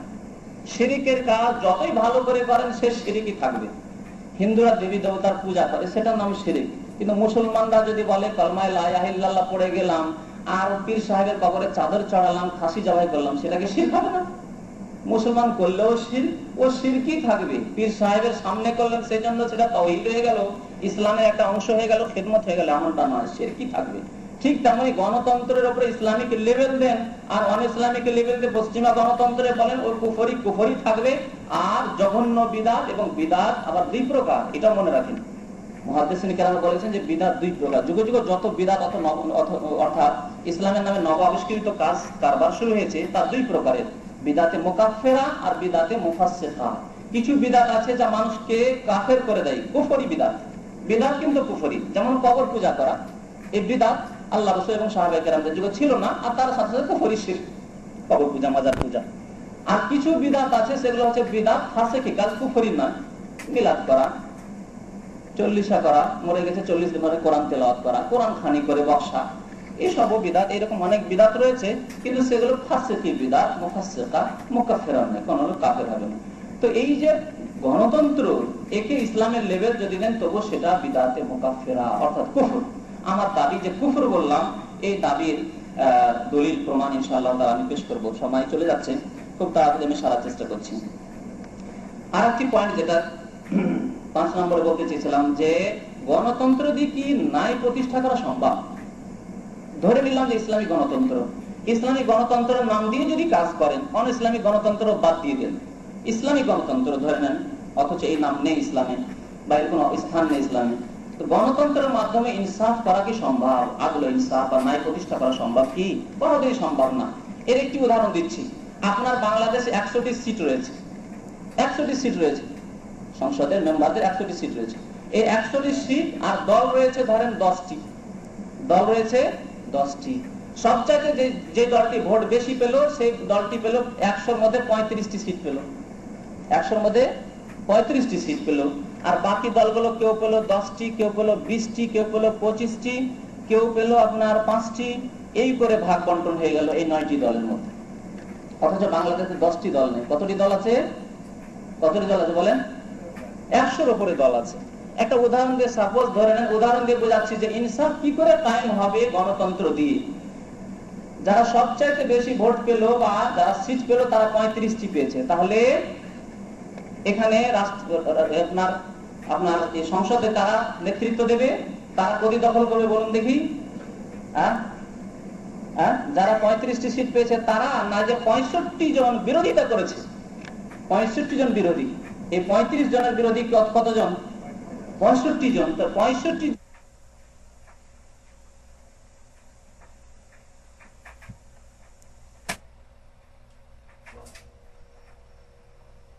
বছরের জন্য গদি দখল করে আছে কে? যাদেরকে সিংহভাগ দেশবাসী চাই না। দেশবাসী 65 জনকে চেয়েছে, এই 65 জনকে, যারা বিভক্ত আছে বিভিন্ন দলে, কিন্তু এই যারা 35টি সিট পেয়েছে তাদেরকে দেশবাসীর অধিকাংশ লোকেরা চাই না। অথচ গদি দখল করেছে কে? দেশ চালাচ্ছে কে? বলেন, যাদেরকে অধিকাংশ লোকেরা চায় না। তাহলে ইনসাফ কোথায় কায়েম হলো? নাই কোথায় প্রতিষ্ঠা হলো আপনার এই গণতন্ত্র দিয়ে? কোনদিনই হবে না।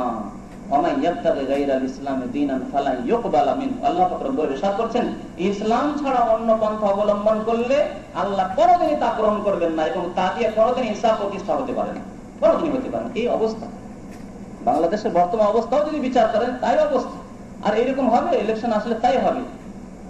ভারতে তাই অবস্থা। বিজেপির নেতৃত্ব দিচ্ছে, বিজেপি যে হিন্দু দল, সে নেতৃত্ব দিচ্ছে ভারতে, অথচ তাদের যে অপোজিশন যারা রয়েছে, বিরোধী দল যেগুলো রয়েছে, তাদের সিট সবচাইতে বেশি, কিন্তু বিভক্ত হয়ে আছে, সেজন্য তারা গড়িয়ে দিতে যেতে পারছে না। তাহলে বোঝা যাচ্ছে যে ভারতে হিন্দু মুসলিম সবাই মিলে এই কট্টরপন্থী হিন্দু দলটিকে চায় না, তাদের গদি চায় না, তাদের নেতৃত্বকে পছন্দ করে না, অথচ তারা নেতৃত্ব দিয়ে যাচ্ছে। তাহলে কি করে নাই প্রতিষ্ঠিত হলো? জনসাধারণ যা চায় তাদের আকাঙ্ক্ষা কি করে পূরণ হলো? তাদের আকাঙ্ক্ষা পূরণ হলো, হাই আফসোস করছে, তারা আক্ষেপ করছে যে কি হলো। বাংলাদেশে তাই অবস্থা, পাকিস্তানে তাই অবস্থা। তাহলে স্পষ্ট বুঝতে পারলেন আমার এই উদাহরণে যে গণতন্ত্রের মাধ্যমে ইনসাফ প্রতিষ্ঠা করা অসম্ভব। তাহলে ইনসাফ কি দিয়ে প্রতিষ্ঠা করা যাবে? যা রাসূলুল্লাহ সাল্লাল্লাহু আলাইহি ওয়াসাল্লাম শিখিয়েছেন, এবং হযরত আবু বকর যা করেছেন, হযরত উমর যা করেছেন, হযরত উসমান যা করেছেন, খোলাফায়ে রাশিদিন যুগে যে তরিকা ছিল, এবং আল্লাহ পাক রব্বুল আলামিন যে তরিকা শিখিয়েছেন। আল্লাহ পাক রব্বুল আলামিন কি তরিকা শিখিয়েছেন? আসুন, আকায়েদের কিতাবাদিতে বলা যে শারে মাওয়াকিফ বলে একটি হানাফি মাযহাবের কিতাব রয়েছে, শারে মাওয়াকিফ। তো শারে মাওয়াকিফে বলা হয়েছে যে ইসলামিক খলিফা বা রাষ্ট্রনেতা নির্দিষ্ট করা যাবে বা নির্বাচিত করা যাবে কিভাবে। প্রথম কথা, রাসূলুল্লাহ সাল্লাল্লাহু আলাইহি ওয়াসাল্লামের যদি যুগ থাকতো আর রাসূলুল্লাহ সাল্লাল্লাহু আলাইহি ওয়াসাল্লাম কোন নাম যদি নির্দিষ্ট করে দিতেন, তাহলে তো সবাইকে মানতে হতো। রাসূলের যুগ নেই সাল্লাল্লাহু আলাইহি ওয়াসাল্লাম। যিনি ইসলামের রাষ্ট্রনেতা রয়েছেন, তিনি যদি যোগ্য ব্যক্তিকে নির্দিষ্ট করে দেন, তাহলে তিনি বরহাত খলিফা। এটি একটি তরিকা বলা হয়েছে। যেমন হযরত আবু বকর সিদ্দিক রাদিয়াল্লাহু তাআলা আনহু হযরত ওমরের নামকে নির্দিষ্ট করে দিয়েছেন, আমার পরে খলিফা হবেন হযরত ওমর, বরহাত খলিফা তিনি। কেউ বলতে পারে না এটা তো না। আকীদার কিতাব হানাফি মাযহাবের শারহ মাওয়াকিফ। তারপরে আরেকটি তরিকা হচ্ছে, সেটা হচ্ছে ইত্তিফাকু আহলিল হাল্লি ওয়াল আকদ। দেশের যে যোগ্যতম ব্যক্তিরা রয়েছেন, আল্লাহওয়ালা দিনদার পরেশগার রয়েছেন, বিজ্ঞ লোকেরা রয়েছেন, কোরআন এবং হাদিসের পণ্ডিতরা রয়েছেন, উলামায়ে কেরাম, মুহাদ্দিসিন, মুহাক্কিকিন, এসব যে রয়েছেন দিনদার পরেশগার আল্লাহওয়ালা, যারা আল্লাহকে ভয় করে, যাদের কোনো ব্যক্তি স্বার্থ নেই, পার্থিব স্বার্থের উদ্দেশ্যে যারা কোনো ফয়সালা করে না, কোরআন এবং হাদিসকে বলবৎ যারা করতে চায়, এই রকমের কিছু লোক হবেন শুরায়। তারা আহলুল হাল ওয়াল আকদ, এদেরকে বলা হয় শুরার লোক, শুরার সদস্য। এরা যোগ্যতম ব্যক্তিকে দেশের রাষ্ট্রনেতা হিসাবে নির্বাচিত করবেন। এটা হচ্ছে তরিকা ইসলামের। একেই কোরআনের ভাষায় শুরা বলা হয়েছে। আল্লাহ পাক রব্বুল আলামিন দুই জায়গায় শুরার কথা বলেছেন। এক জায়গায় আল্লাহ পাক রব্বুল বলছেন ওয়া আমরুহুম শুরা বাইনাহুম, মুসলমানদের কাজ কামের নিষ্পত্তি হয় শুরা দিয়ে, শুরা ভিত্তিক, শুরা ভিত্তিক। আর শুরা মানে শুরা, অনেকে আবার শুরাকে মিক্সচার করে দেয় গণতন্ত্রের সাথে। ইসলামিক গণতন্ত্র শুরা একই জিনিস দিন না, কোন সময় এরকম ভুল ধারণা রাখবেন না।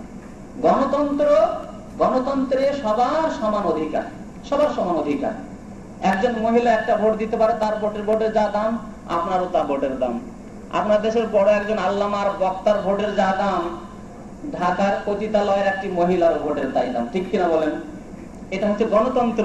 এটা হচ্ছে কি?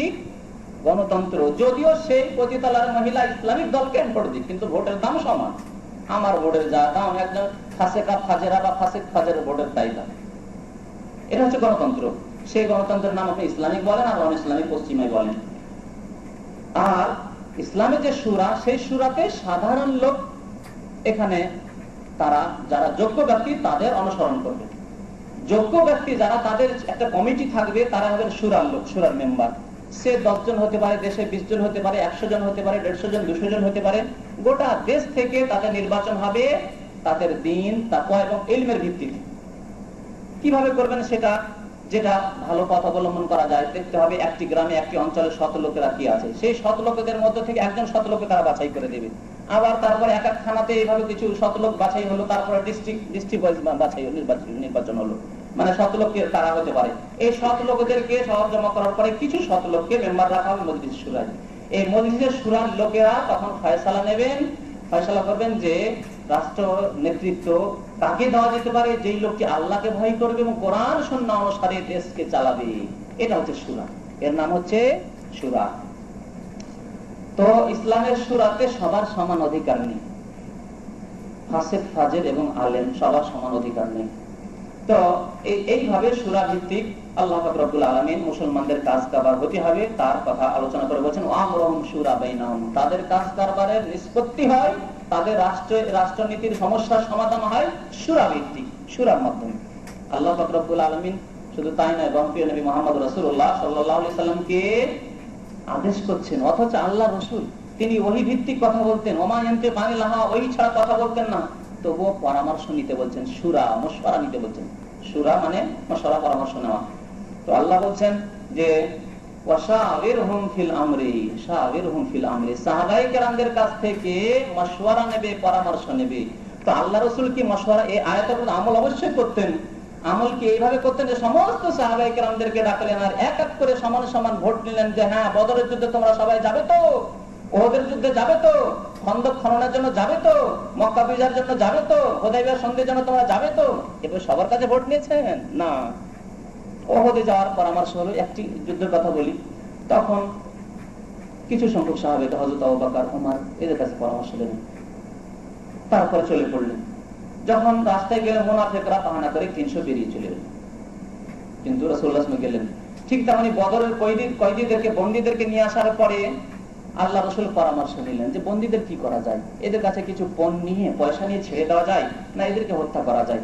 হযরত আবু বকর পরামর্শ দিলেন যে আমাদের পয়সার দরকার রয়েছে, অস্ত্রের দরকার রয়েছে, আমাদের অর্থনীতি দুর্বল হয়ে গেছে, পয়সার বিনিময়ে ছেড়ে দেওয়া হোক, তাহলে এরা আমাদের আত্মীয় স্বজন হতে পারে, এরা কালকে মুসলমান হয়ে যেতে পারে, দুই দিকে লাভ রয়েছে, আমাদের মুসলিম হয়ে যাবে তারা আগামীতে গিয়ে হয়তো অনেকে, আর আমাদের কিছু পয়সার দরকার রয়েছে সমস্যার সমাধানের জন্য, তাও হয়ে যাবে। হযরত ওমর বললেন যে না, সবাইকে হত্যা করতে হবে, হত্যা করতে হবে।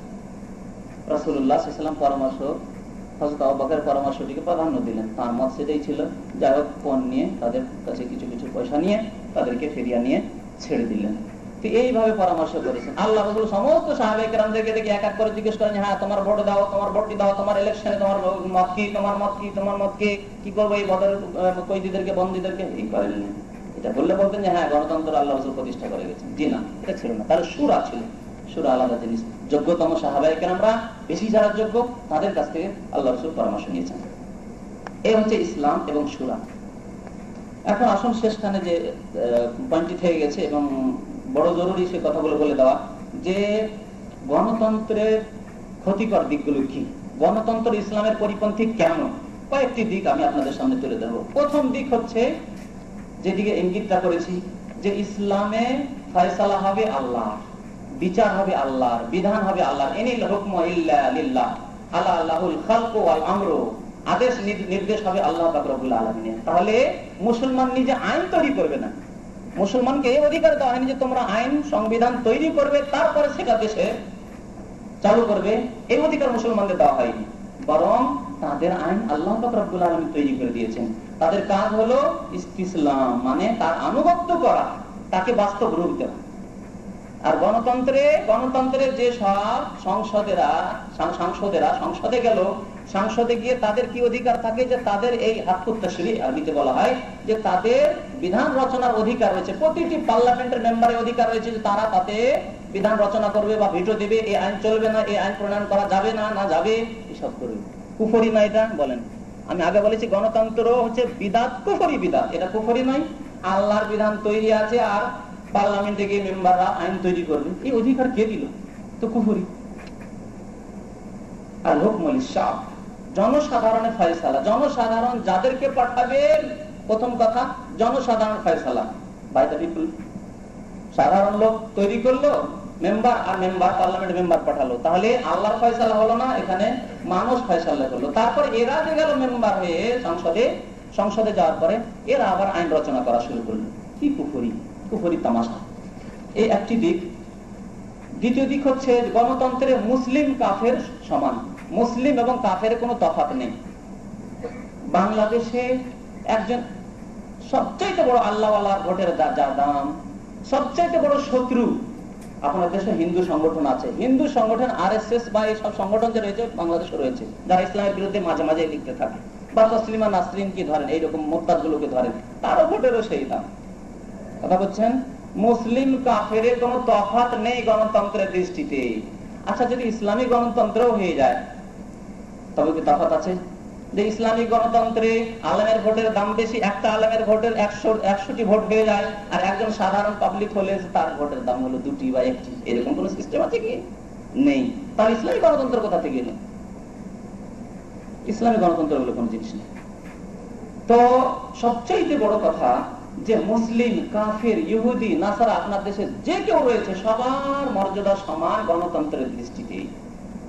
এটা ইসলাম কোনো সময় বরদাস্ত করে না। কোরআনে আল্লাহ পাক রব্বুল আলামিনের অনেক আয়াত রয়েছে সম্পর্কে, দুইটি আয়াত শুধু বলবো। আল্লাহ পাক রব্বুল ইরশাদ করেছেন, আফানাজআলুল মুসলিমিনা কাল মুজরিমিন, আমি কি মুসলমানকে মুজরিম পাপীদের মতো করেছি?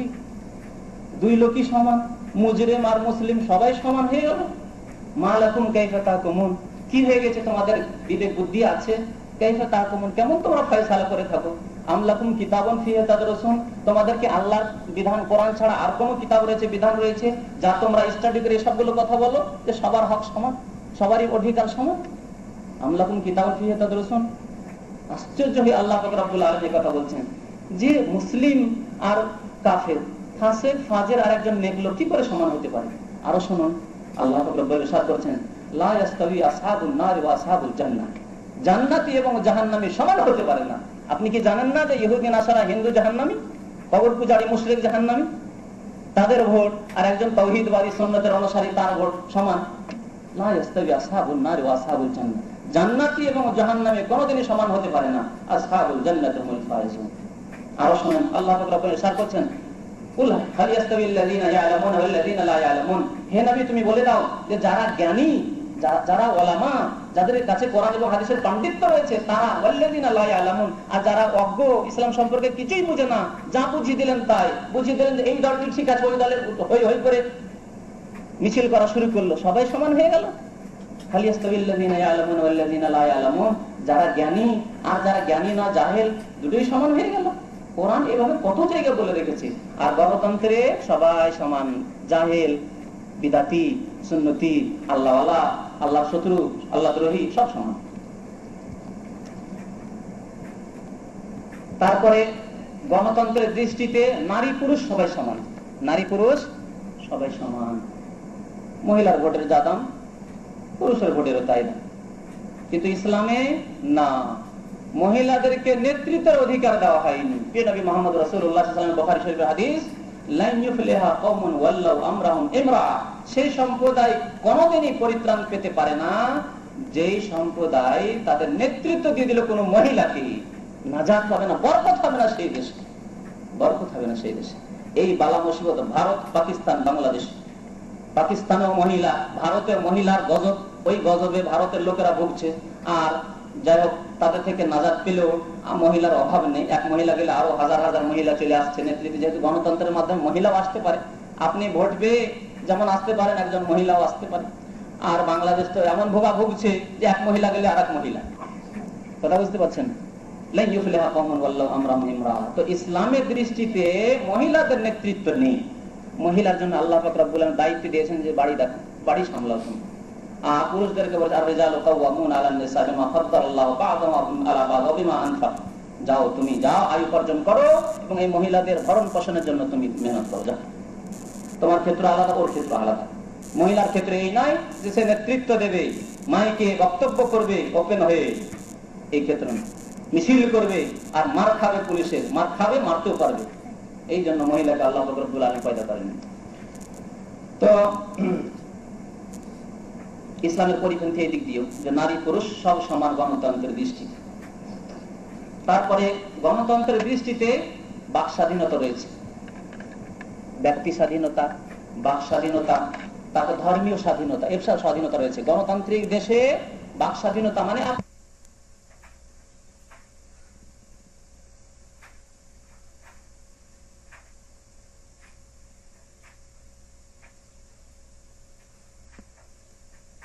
বলতে পারেন ইসলামের বিরুদ্ধে বলেন না কেন।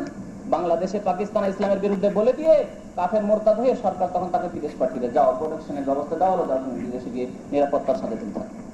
কথা বুঝতে পারছেন? এটা কেন হচ্ছে? এই যে গণতন্ত্রের কুফরি রয়েছে সেই জন্য। ব্যক্তি স্বাধীনতা, অবাধ স্বাধীনতা ইসলামে নেই। স্বাধীনতা আছে, আল্লাহ ইসলামে স্বাধীনতা দিয়েছেন, কিন্তু এইভাবে স্বাধীনতা নেই। তারপরে চিন্তার স্বাধীনতার নাম দিয়ে যা ইচ্ছা তাই লিখলাম, স্যাটানিক ভার্সেস লিখলাম, হ্যাঁ ইসলামের বিরুদ্ধে বলছি, ইসলামের বিরুদ্ধে। আমাদের দেশে কত লোকেরা, কত ফাসেক ফাজের বদদিনা লিখতে আছে ইসলামের শত্রুরা, কিছু হয় না তাদের, কোনো বিচার নেই তাদের। চিন্তার স্বাধীনতা, ব্যক্তি স্বাধীনতা, আর আপনার আপনার কি বলে যেটা ধর্মীয় স্বাধীনতা, ধর্মীয় স্বাধীনতা রয়েছে। ধর্ম চেঞ্জ করতে হবে। একজন মুসলিম কাদিয়ানি হয়ে যায়, একজন মুসলিম খ্রিস্টান হয়ে যায়, বাংলাদেশে কোনো বিচার নেই, পাকিস্তানে কোনো বিচার হবে না। কেন? যে গণতান্ত্রিক দেশ, গণতান্ত্রিক দেশে ধর্মীয় স্বাধীনতা রয়েছে। আপনি যে কোনো সময় ধর্ম চেঞ্জ করতে পারেন। হিন্দু যদি মুসলমান হতে পারে, তো মুসলমান কেন হিন্দু হতে পারবে না? এইসব যুক্তি। আর রাসূলুল্লাহ সাল্লাল্লাহু আলাইহি ওয়াসাল্লাম কি বলেছেন? মান বাদদালা দীনাহু ফাকতুলু, যেই ব্যক্তি, যেই মুসলিম তার দ্বীনকে চেঞ্জ করে দিল, তাকে হত্যা করে, সে মুরতাদ। কোথায় আছেন আপনি? তার গণতন্ত্র কোথায়? ইসলামের অনুকূলে, প্রতিকূলে যাচ্ছে, সবগুলোতে প্রতিকূলে যাচ্ছে, উল্টো দিকে যাচ্ছে। তারপরে গণতন্ত্রে সংখ্যাগরিষ্ঠতার নেতৃত্ব হবে। সংখ্যাগরিষ্ঠতা যেই দিকে থাকবে সেই দিকে যাবে গদি। গদি তাদের কাছে যাবে যাদের সংখ্যাগরিষ্ঠতা দেখা যাচ্ছে, আর যাদের কাছে সংখ্যা লঘু যারা, তারা গদি পাবে না। এটা ইসলাম সাপোর্ট করে কি? ইসলাম শুরু যুগ থেকে, তার প্রথম কাল থেকে এটা সাপোর্ট করে না। আল্লাহ পাক রব্বুল আলামিন অনেক জায়গায় কোরআনে বলেছেন, এমনকি প্রিয় নবী মুহাম্মদ রাসূলুল্লাহ সাল্লাল্লাহু আলাইহি ওয়াসাল্লামকে আল্লাহ পাক রব্বুল আলামিন সম্বোধন করে বলেছেন, ওয়াইন তুতি আকসারা মান ফিল আরদ ইউদিল্লুকা আন সাবিলিল্লাহ। আল্লাহর জমিনে অধিকাংশ লোকদের যদি অনুসরণ করো, আনুগত্য করো, তাহলে তোমাকে আল্লাহ রাস্তা থেকে গোমরাহ করে দেবে। আজকে দেখেন কটা সৎ লোক আছে। আপনি আপনার নিজের গ্রামের হিসাব যদি করে নেন, আপনি ক্যালকুলেশন, তাহলে আপনি বুঝতে পারবেন কটা নামাজি আপনার গ্রামে আছে, কটা সুন্নতের অনুসারী আছে, আর বিদাতীদের সংখ্যা কেমন আমাদের দেশে। তারপর বেনামাজিদের সংখ্যা, ফাসিক ফাজেরদের সংখ্যা, লুচ্চাদের সংখ্যা, লম্পট চোরদের, ডাকুদের, ছিনতাই সন্ত্রাসীদের সংখ্যা, তাদের সংখ্যা দেখেন। তাহলে যারা ফাসিক ফাজের, বদমাশ, লম্পট, কোনোদিন কি একজন সৎ আল্লাহওয়ালা লোককে নেতৃত্ব দিতে চাইবে? ও তো ভাববে যে সৎ লোককে নেতৃত্ব দিলে তুই চোরের হাত কাটা শুরু করবে, চোর ভাববে চোরের হাত কাটা শুরু করবে। যারা পতিতালয়ে যায় বা পতিতালয়ের যেসব মহিলা, তারা ভাবে যে আমাদের তো লাইসেন্স কালকে চলে যাবে, কালকে যদি ইসলামপন্থীরা চলে আসে তাহলে কালকে লাইসেন্স চলে যাবে, কালকে আর পতিতালয় খুঁজে পাবো না, যাবো কোথায়? তারপরে যারা বিদাতি কবর পূজারী, তারা ভাবে যে ইসলাম, কোরআন এবং সুন্নাহ চলে আসলে তাহলে তো আমাদের মাজার পূজা, কবর পূজা কিছুই থাকবে না। আর যদি ভাবেন যে ইসলাম রাষ্ট্র কায়েম করার মাজারও থাকবে, তাহলে সেটা করবে ইসলাম না। এটা কি ইসলাম? দেবী দেবতার পূজা রাখবেন না, আর মাজার পূজা থেকে যাবে, আবার ইসলামী রাষ্ট্র হয়ে যাবে? কোনোদিনই এটা হতে পারে না। একই পূজা, দুর্গার দরগার তফাৎ, পূজা একই পূজা, গায়রুল্লাহ পূজা। তো অধিকাংশ মেজরিটি দেখে আমরা কি করি? তারাই গতি হাসিল করে যাদের কাছে মেজরিটি রয়েছে, অথচ ইসলাম এটা সাপোর্ট করে না। ইসলাম বারবার কোরআন আল্লাহ বলেন, ওয়াকান আকসারুহুম ফাসিকুন, অধিকাংশ লোক ফাসিক থাকবে। বাস্তব কথা আল্লাহ তুলে ধরেছেন, আকসারুহুম ফাসিকুন, অধিকাংশ ফাসিক থাকবে। ওয়ামা ইউমিনু আকসারুহুম বিল্লাহি ইল্লা ওয়া হুম মুশরিকুন, অধিকাংশ পৃথিবীতে মুশরিক থাকবে, অধিকাংশ বদ প্রকৃতির লোক থাকবে। কত জায়গায় আল্লাহ পাক বলে রেখেছেন। তাহলে ভোট কাদের নিয়ে আপনি যাবেন? ইসলাম কায়েম করবেন, দ্বীন কায়েম করবেন, এসব স্বপ্ন হয়ে থেকে যাবে, স্বপ্ন হয়ে থেকে যাবে। আর যদি চলেও যান, 1 মিনিট শুনে রাখেন, যদি ইসলামের নাম দিয়ে, ইসলামী গণতন্ত্রের নাম দিয়ে গদিতে চলেও যান, টিকতে দেবে না বাতিলপন্থীরা। যেমন আলজেরিয়াতে টিকতে দেয়নি, যেমন আলজেরিয়াতে চলে যাওয়ার পরও টিকতে দেয়নি, তুরস্কে টিকতে দেয়নি। খোঁজ খবর তো কিছু রাখেন, যারা এইসব নিয়ে চিন্তা ভাবনা করেন, তারা নিশ্চয়ই খোঁজ খবর রাখেন। টিকতে দেবে না বাতিলপন্থী, সবসময় আপনাকে কেমন ভাবে সরাতে হবে তার জন্য তারা সচেষ্ট থাকবে।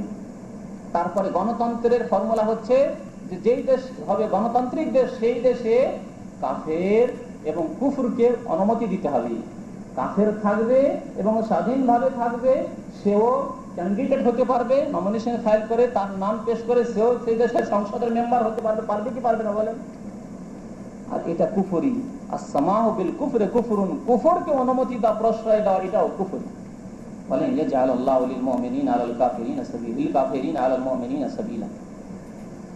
তো তারপরে যখন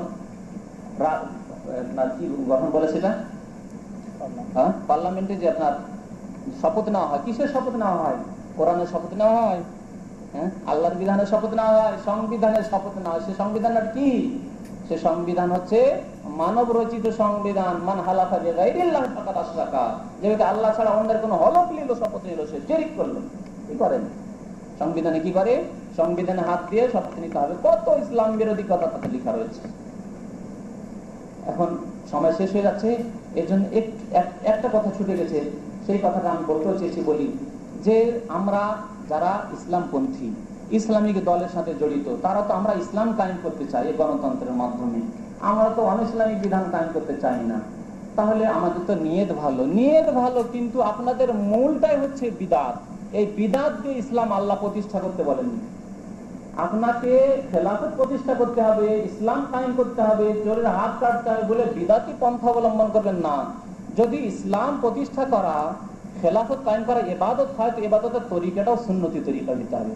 যেমন নামাজ পড়া ইবাদত, তো নামাজের তরিকাটাও সুন্নতি তরিকা, রাসূলুল্লাহ তরিকায় নামাজ পড়তাম। ঠিক তেমনি ইসলামিক রাষ্ট্র কায়েম করা একটি বড় ইবাদত, ভালো ইবাদত। এই ইবাদতটাও রাসূলের তরিকায় হতে হবে। আপনার ওই আব্রাহাম লিঙ্কনের তরিকায় হলে হবে না, কাফের ইহুদিদের তৈরি করা তরিকায় হলে হবে না। রাসূলের কি তরিকা ছিল না? বদর, ওহদ, খন্দকে কেন গিয়েছিলেন? মক্কা বিজয়ে কেন গিয়েছিলেন? মক্কায় ঢুকছেন আর মাথায় লোহার টুপি আর শরীরে লোহার বর্ম, তরবারি নিয়ে। আল্লাহ রাসূল রাহমাতুল্লিল আলামিন, রাহমাতুল্লিল আলামিন। কিন্তু ক্যান্সার হলে ক্যান্সারের অপারেশন করতে হয়, জিহাদ ফিসাবিলিল্লাহ করেছেন। জিহাদ ফিসাবিলিল্লাহ হচ্ছে ক্যান্সার, ক্যান্সারকে কেটে ফেলতে হবে জিহাদ ফিসাবিলিল্লাহর মাধ্যমে। তো রাসূলুল্লাহ সাল্লাল্লাহু আলাইহি ওয়াসাল্লাম তো ইসলামী রাষ্ট্র প্রতিষ্ঠা করেছেন, কিন্তু সেই তরিকা কেন অবলম্বন করতে চান না? বিদাতি তরিকা কেন? তাছাড়া শোনেন, আর একটি কথা বলে শেষ করে দিচ্ছি, যে ইসলামিক ধরেন ইসলামিক দলগুলো বা ইসলামিক দল চলে এলো, সংখ্যাগরিষ্ঠ হয়ে গেল, সংখ্যাগরিষ্ঠতা পেয়ে গেল, তারপরে যখন সংসদে যাবে, সংসদে এই যে মেম্বাররা, ইসলামিক মেম্বাররা বা ইসলামিক দলের মেম্বাররা বসবে, তাদেরকে কোরআনের আইনগুলোকে পাস করাতে হবে। যতক্ষণ মঞ্জুরি এই সংসদের মেম্বার না দেবে, গণতান্ত্রিক পদ্ধতি, যেহেতু আপনি বাধ্য, গণতন্ত্রের মাধ্যমে আপনি গিয়েছেন সংসদে, অতএব আপনাদেরকে কোরআন এবং হাদিসের আইনগুলোকে বিল পাস করাতে হবে সংসদের মেম্বারদের সিগনেচার দিয়ে, না হলে সেই দেশে বাস্তবায়ন করা সম্ভব না। এটা হচ্ছে গণতান্ত্রিক মতবাদ। আপনি কি বলতে চান যে কোরআনের আইনের জন্য আর একটি শর্ত, যে আমাদের সংসদের মেম্বারদেরকে পাস করাতে হবে, তাহলে জনসাধারণ মানবে? এটাই কি ইসলাম? কোরআনের আইনের জন্য কোনো শর্ত নেই, আল্লাহ এবং রাসূলের বিধানের জন্য, কোরআন এবং হাদিস মানার জন্য কোনো শর্ত নেই। সারা বিশ্ব যদি বিরোধী হয়ে যায়, আপনার দেশের সমস্ত মেম্বার যদি সংসদের বিরোধী হয়ে যায়, কোরআন এবং হাদিসের আইন বলবৎ থাকবে, এবং তার জন্য তরিকা অবলম্বন করতে হবে রাসূলুল্লাহ সাল্লাল্লাহু আলাইহি ওয়াসাল্লামের তরিকা। অতএব আল্লাহ রাব্বুল আলামিন আমাদেরকে যেন সঠিক ইসলামকে বুঝার তৌফিক দান করেন, আল্লাহুম্মা আমিন, এবং সেই ইসলামকে আমাদের প্রতিষ্ঠা করার পূর্ণাঙ্গ রূপে তৌফিক দান করেন, আল্লাহুম্মা আমিন, এবং তার জন্য আমাদেরকে কুরবানি করার তৌফিক দান করেন, আল্লাহুম্মা আমিন। ওয়া সাল্লাল্লাহু আলা নবিয়িনা মুহাম্মদ ওয়া আলা আলিহি ওয়া সাহবিহি আজমাইন।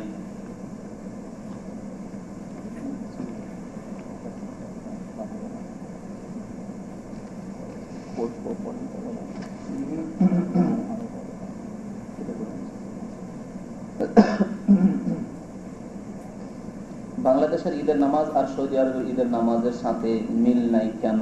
সহিহ হাদিস জানতে ইচ্ছা। এখানে যেগুলো প্রয়োজন আজকে আর কি, বা মানে বক্তব্যের উপর ভিত্তি করে সেগুলোর প্রশ্নের উত্তর দেওয়া হবে, বাকিগুলি ইনশাআল্লাহ পরে আপনারা জেনে নিন। তো এক ভাই প্রশ্ন করেছেন যে শরীয়তি আইন চালু করার উদ্দেশ্যে কোন পন্থায় ক্ষমতায় যেতে পারবে? বর্তমানে ক্ষমতায় গিয়ে ইরানে, সুদানে গণতন্ত্রের মাধ্যমেই তো শরিয়া আইন চালু হয়েছে। 2 নম্বর প্রশ্ন, রাসূলুল্লাহ সাল্লামের যুগে ইসলামী রাষ্ট্র প্রতিষ্ঠা হয়েছিল বিধায় পরবর্তীতে সূরার মাধ্যমে খলিফা নিযুক্ত হয়েছে। এই যুগে ইসলামী সরকার গঠন করার উপায় কি?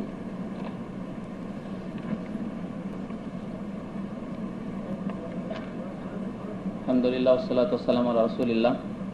এই যে আমার ভাই যে এক বিরাট ভ্রান্ত ধারণা আছেন যে সুদান ইসলামী রাষ্ট্র কায়েম হয়েছে, ইরান ইসলামী রাষ্ট্র কায়েম হয়েছে, ভ্রান্ত ধারণা। আপনি গিয়ে দেখে আসেন, ইরানে গায়রুল্লাহ, হাজার হাজার গায়রুল্লাহর পূজা হচ্ছে, কবরের পূজা হচ্ছে, খুদ খোমেনির পূজা হচ্ছে। যেই দেশের সিংহভাগ লোকদের আকীদা যে সাহাবায়ে কেরামরা খলিফায়ে রাশিদিন সব কাফির, সেটাও ইসলাম রাষ্ট্র? ব্যক্তি জীবনে তো ইসলাম নেই। একজন মানুষের ব্যক্তি জীবনে ইসলাম নিয়ে আসাটা তো খুব সহজ। তো যেই লোক বললো যে সাহাবায়ে কেরামরাই কাফের হয়ে গেছে, হযরত আলী আর তার সাথে 4-5টি সাহাবী ছাড়া সব কাফের হয়ে গেছে, যেহেতু হযরত আলীকে প্রথম খলিফা তারা করেন, ইসনা আশারিয়ে তারা মেজরিটি রয়েছে ইরান।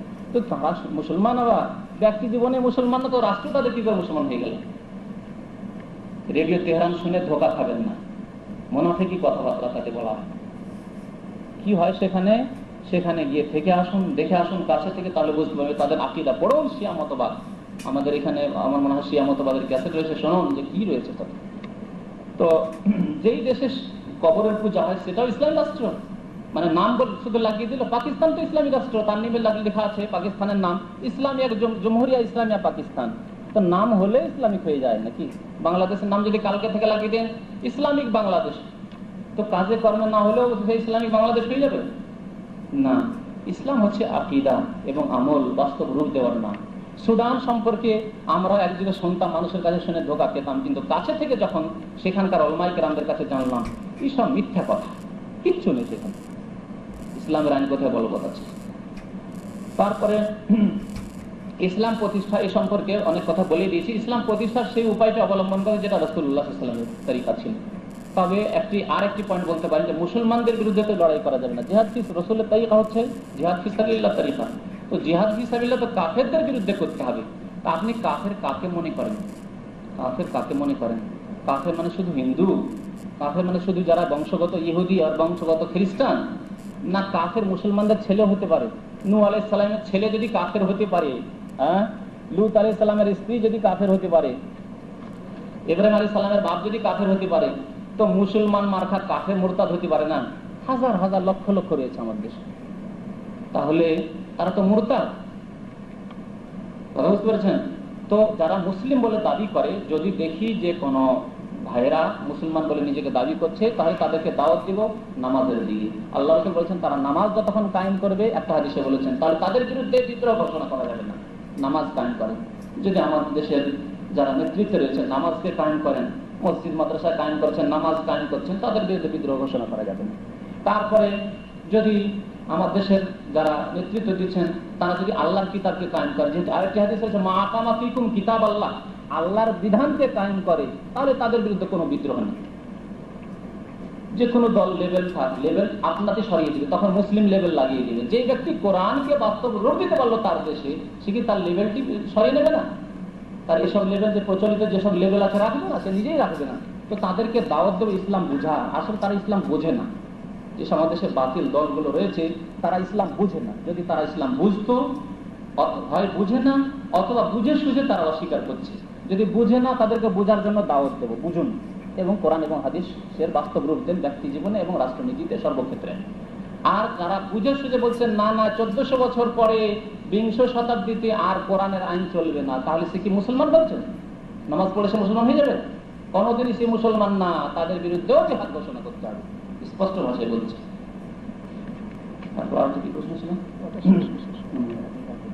ইসলাম রাষ্ট্র প্রতিষ্ঠার উপায় এই সম্পর্কে আলোচনা হয়ে গেছে।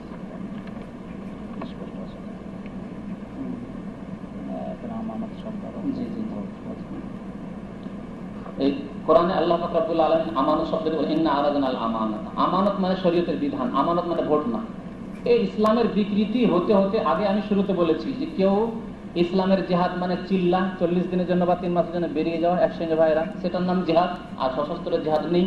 আর এক শ্রেণীর ভাইরা একটা ভোট দেওয়া, ভাইরা শুধু না, আমাদের দেশের বড় বড় আলেম যাদেরকে বর্ণনা করা হয়, তারা তাদের বক্তব্য বলছে যে এখন শুধু জিহাদ হয়ে গেছে কিসের, এই ব্লাড বক্সে, কি বলে ব্যালট বক্সে একটা আপনার ওই যে আপনার ভোট দিলেন, এই ইলেকশনের ভোট দেওয়ার নাম হচ্ছে জিহাদ। আর বদর, ওই স্পষ্ট ভাষায় সে বলছে, অথচ এত বড় জাহেল সে যে আর বদর ওহদ নাই এই কথাটা বলার দুঃসাহস না। কত বড় ইসলামের বিকৃতি! তো আমানত মানে ভোট নয়, আমানত মানে পূর্ণাঙ্গ দিন ইসলাম। আমানত আল্লাহ রাব্বুল আলামিন মানুষের কাছে পেশ করেছেন, মানুষ তা গ্রহণ করেছে। হাদিসে এসেছে ইদা যায়য়াতিল আমানাতু ফান্তাযিরিস সাআ, যখন আমানতকে নষ্ট করে দেওয়া হবে মানে শরীয়তকে ধ্বংস করে দেওয়া হবে। শরীয়তের চোরের হাত কাটা বন্ধ হয়ে গেছে, কেসাস হত্যা করা বন্ধ হয়ে গেছে, তারপরে নামাজকে ধ্বংস করে দেওয়া হয়েছে। শুধু কি চোরের হাত কাটা বন্ধ করেছে? কটা মুসলমান নামাজ পড়ে আজকে সমাজে? কটা মুসলমান নামাজ পড়ে? কটা মুসলমান হালাল খায়? কটা মুসলমান সুদ থেকে বেঁচে থাকে? কজন মুসলমান আছে অনেক নামাজি সুদী ব্যাংকে চাকরি করে? কেন করেন? ঘুষ খান, নামাজ পড়েন, চিল্লা লাগান, আবার ঘুষও খান, ঘুষের চাকরি করেন, কেন করেন? কি জায়েজ?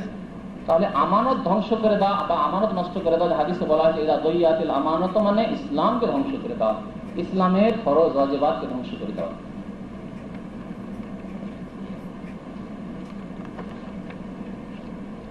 ইসলামিক দৃষ্টিতে রাজনীতি করা জায়েজ কি বুঝি? রাজনীতি করা ফরজ, রাজনীতি করা জায়েজ শুধু নয়, ফরজ। তবে কোন রাজনীতি?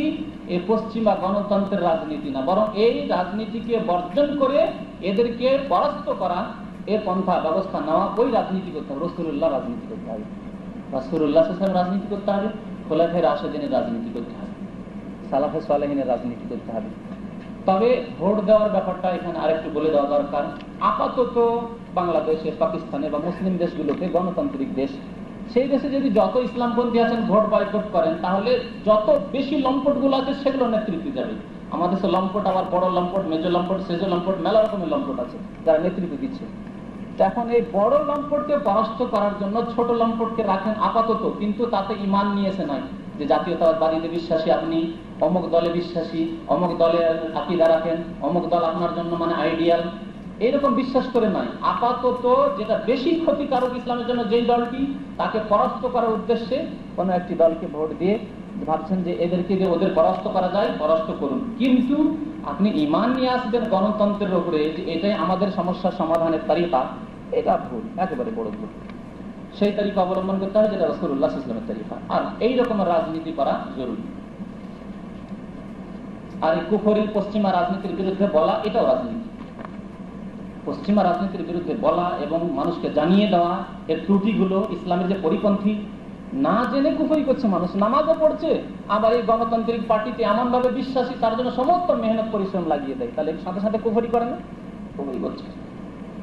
তো এদেরকে সাবধান করে দাও, এটাও রাজনীতি। রাজতন্ত্র ইসলামে জায়েজ, প্রথমখানে বলেছি সাহাবায়ে কেরামদের যুগে হযরত মুআবিয়া রাদিয়াল্লাহু তাআলার হাতে সমস্ত সাহাবায়ে কেরাম যারা বেঁচে ছিলেন এবং তাবেঈন, তারা বায়াত করেছেন। হযরত হাসান যখন 6 মাস থাকলেন হযরত আলী রাদিয়াল্লাহু তাআলার পরে, হযরত হাসান মাত্র 6 মাস বা 5 মাস থাকলেন। থাকার পরে তিনি দেখলেন যে একটা রক্তপাত হতে পারে মুসলমানদের মাঝে, তখন তিনি করলেন কি, সারেন্ডার করলেন এবং হযরত মুআবিয়াকে লিখলেন যে আমি আমার হক ছেড়ে দিচ্ছি। আপনি, হযরত মুআবিয়া সাহাবী ছিলেন রাদিয়াল্লাহু তাআলা আনহু, অতএব আপনি যোগ্য মানুষ, আপনি দেশ চালান।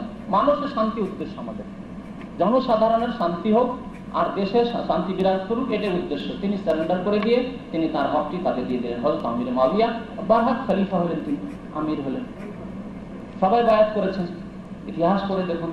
এমনকি হযরত হাসান রাদিয়াল্লাহু তাআলা আনহু বায়াত করেছেন। এবং এই সম্পর্কে আল্লাহর কাছে ভবিষ্যৎবাণী হয়েছে বুখারী শরীফে, ইন্না ইবনি হাযা সাইয়্যিদুন ওয়া ইন্নাল্লাহা সায়ুসলিহু বিহি বাইনা ফিয়াতাইনি আযীমাতাইনি মিনাল মুসলিমিন।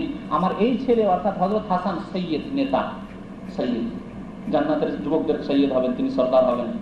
ওয়া ইন্নাল্লাহা সায়ুসলিহু বিহি, আর নিঃসন্দেহে আল্লাহ পাক রব্বুল আলামিন এর দ্বারা অর্থাৎ হযরত হাসানের দ্বারা বিরাট দুটি মুসলিম দলে যে বিভক্ত হতে চলেছে, ফাটল ধরতে চলেছে, তাদেরকে এক করে দেন, তাদের মধ্যে ঐক্য সংগতির সৃষ্টি করে দেবেন। কাকে দিয়ে? হযরত হাসানকে দিয়ে। হযরত হাসান যখন এই পরিস্থিতি দেখলেন যে কিছু লোক হযরত মুআবিয়ার সাথে থেকে যাচ্ছে, আমার আনুগত্য করতে চাইছে না, আর কিছু লোক আমার সাথে, তখন তিনি বললেন যে না, আমার এই নেতৃত্ব ছেড়ে দিয়ে হযরত হাসানের হাতে শপথ করে নিয়ে তার আনুগত্য করে নিলেই এতেই রয়েছে কওমের স্বার্থ রয়েছে, কওমের ফায়দা রয়েছে, আর রক্তপাত ঘটবে না। অতএব তখন তিনি বারহাক খলিফা হলেন। অতএব রাজতন্ত্র ইসলামে রয়েছে, কিন্তু যথাসাধ্য যে যোগ্য ব্যক্তি তাকে নেতৃত্ব দিতে হবে, যোগ্য ব্যক্তিকে নেতৃত্ব দিতে হবে। আর খেলাফতের মতো তার সাথে তুলনা চলে না, রাজতন্ত্রকে খেলাফতের সাথে তুলনা করা যায় না। কিন্তু রাজতন্ত্রের মাধ্যমে যদি কোরআন এবং হাদিসকে প্রতিষ্ঠা করা হয়, যেমন আল্লাহর ফজল ও কারণে সৌদি আরবে কোরআন এবং হাদিস প্রতিষ্ঠিত আছে, চোরের হাত কাটা হচ্ছে, হত্যার বদলে হত্যা হচ্ছে, জেনার শাস্তি হচ্ছে, মদ পানের শাস্তি হচ্ছে, কোরআন লাগছে, সবকিছু আপনারা দেখতে পাচ্ছেন চোখের সামনে। এই রাজতন্ত্রের মাধ্যমে আল্লাহর ফজলে এই কোরআন এবং সুন্নাহর কি কায়েম আছে, আইন বলবৎ রয়েছে এই দেশে। বাদশাহ আব্দুল আজিজ রহমতুল্লাহ আলী তিনি যখন গিয়েছিলেন ওই আপনার কি বলে সেটাকে জাতিসংঘ, তো জাতিসংঘ তাকে জিজ্ঞেস করা হয়েছিল যে সব দেশ তো সংবিধান পেশ করলো, আপনার দেশের সংবিধান কোথায়, আপনার দেশের সংবিধান পেশ করুন। তখন পবিত্র কোরআন কারীমকে নিয়ে সামনে রেখে দিয়েছিলেন, আমার দেশের সংবিধান আছে মহাগ্রন্থ আল কোরআন আল কোরআন। তারপরে বললেন যে না, আমাদের জাহির শ্রেণীরা বলে যে এই রাজতন্ত্র, এই গণতন্ত্র কাফের ইহুদি তৈরি করা বিধান তো নিয়ে নিল, কিন্তু হযরত মুআবিয়া রাদিয়াল্লাহু তাআলা আনহুর তরিকা, হযরত আব্দুল মালিক বিন মারওয়ানের তরিকা, হযরত ওয়ালিদের তরিকা, ওমর বিন আব্দুল আজিজের তরিকা তাদেরকে পছন্দ হলো না, একেবারে তাকে কুফরিতে ঢুকাই দিল। বুঝতে পারছেন? তো এই দেশেও আল্লাহর ফজলে কোরআন এবং হাদিসের আইন কায়েম আছে এর মাধ্যমে। আজকেও মনে হয় যদি গণতন্ত্র চলে আসে, ভালো করে শুনে রাখুন, আরো শুনে রাখুন, গণতন্ত্র চলে আসে, সবাইকে সমান অধিকার দেওয়া হলে মনে হয় সৎ লোকেরা নেতৃত্ব পাবে। মনে হয় কিছুদিন পরে এই আইন থাকবে না, চোরের হাত কাটা বাদ চলে যাবে, বাংলাদেশ পাকিস্তানের মতো হয়ে যাবে। বুঝতে পারছেন? যেমন আর দেশগুলো, আশেপাশের দেশগুলোর অবস্থা। অতএব যেখানে দেখবেন যে আল্লাহর দিন কায়েম হচ্ছে, কোরআন এবং হাদিসের বিধান কায়েম হচ্ছে, সেটাই ভালো, যেভাবে কায়েম হোক না কেন। এবং এই তারিকার দলিল প্রমাণ রয়েছে সাহাবে কেরামদের যুগে, তাবেঈনদের যুগে। কিন্তু এই গণতন্ত্রের কথা তো বললাম যে 1400 বছর পরে, এই 50, 100, 200 বছরের এই যুগে আমরা গণতন্ত্র শুনলাম। তার আগে কোন ফিকার কিতাবে গণতন্ত্র সম্পর্কে আলোচনাই পাবেন না। আপনি হেদায়েত থেকে শুরু করে হানাফি মাযহাবের ভাইরা, আপনি কুদরি পর্যন্ত পড়ে নেন, কোথাও গণতন্ত্রের আলোচনা আছে? কেন নেই? এই জন্য যে কুফরি মতবাদ ইসলামে নেই আসলে, না হলে থাকতো যে গণতন্ত্র, এই গণতন্ত্র একে বলে, নেই কেন?